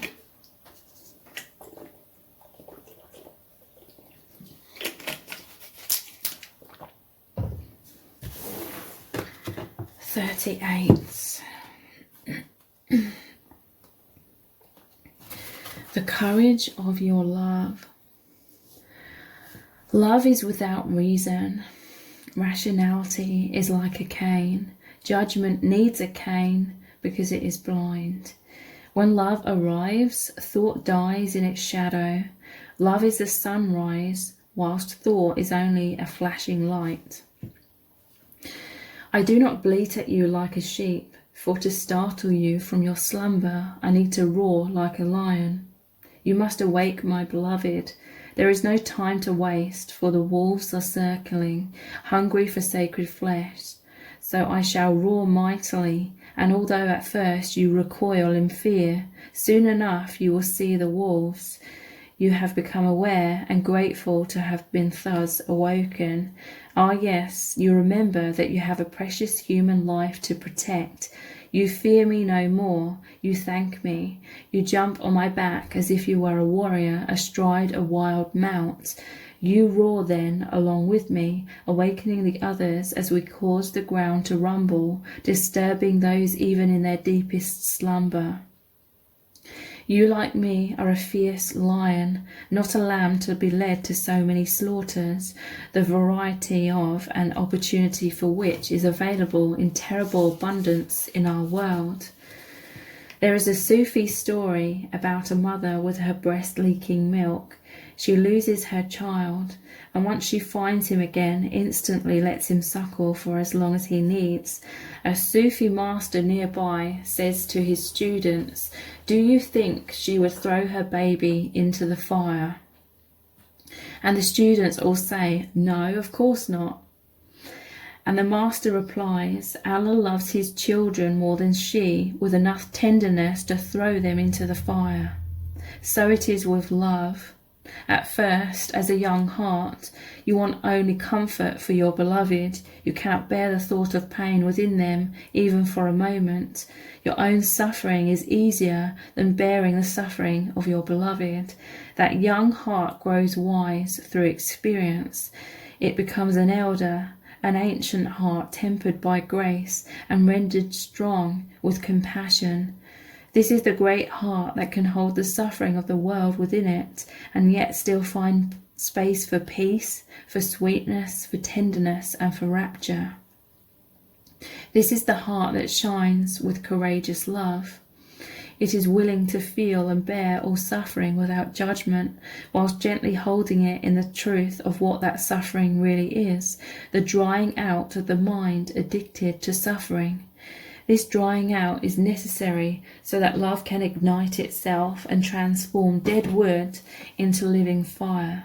The drying out is a challenging and enduring process. The path of freeing the heart from the effects of a fearful mind is an initiation into great power. So many lapses will happen before the heart grows strong enough to overpower old patterns and surrender without condition or equivocation. When it is ready to surrender in such a way, the heart is free and allowed to simply be. Even the mind then, finally freed from shackles and joyfully submitting to love, declares, "Let love be, in whatever way it shall be. I can bear it. I shall take refuge in it. I shall not turn away from it. I am that love." You are an ancient one with a heart older than the mountains. You're being asked to free yourself from the too small loves of the youthful heart and come to understand and accept the wisdom of your mature heart. Your mature heart is not cursed with hardness or detachment, but with compassion and tenacious devotion to the cause that is most real and matters most, the quest for life of the human soul. Your ancient heart loves the soul and will roar like the lion of love at the wolves that would casually devour it. So trust in the courage of your heart. You are not cruel, you are not hard, you are not careless, you are passion personified. You are the lion of love. So allow yourself to be the lion, not the lamb.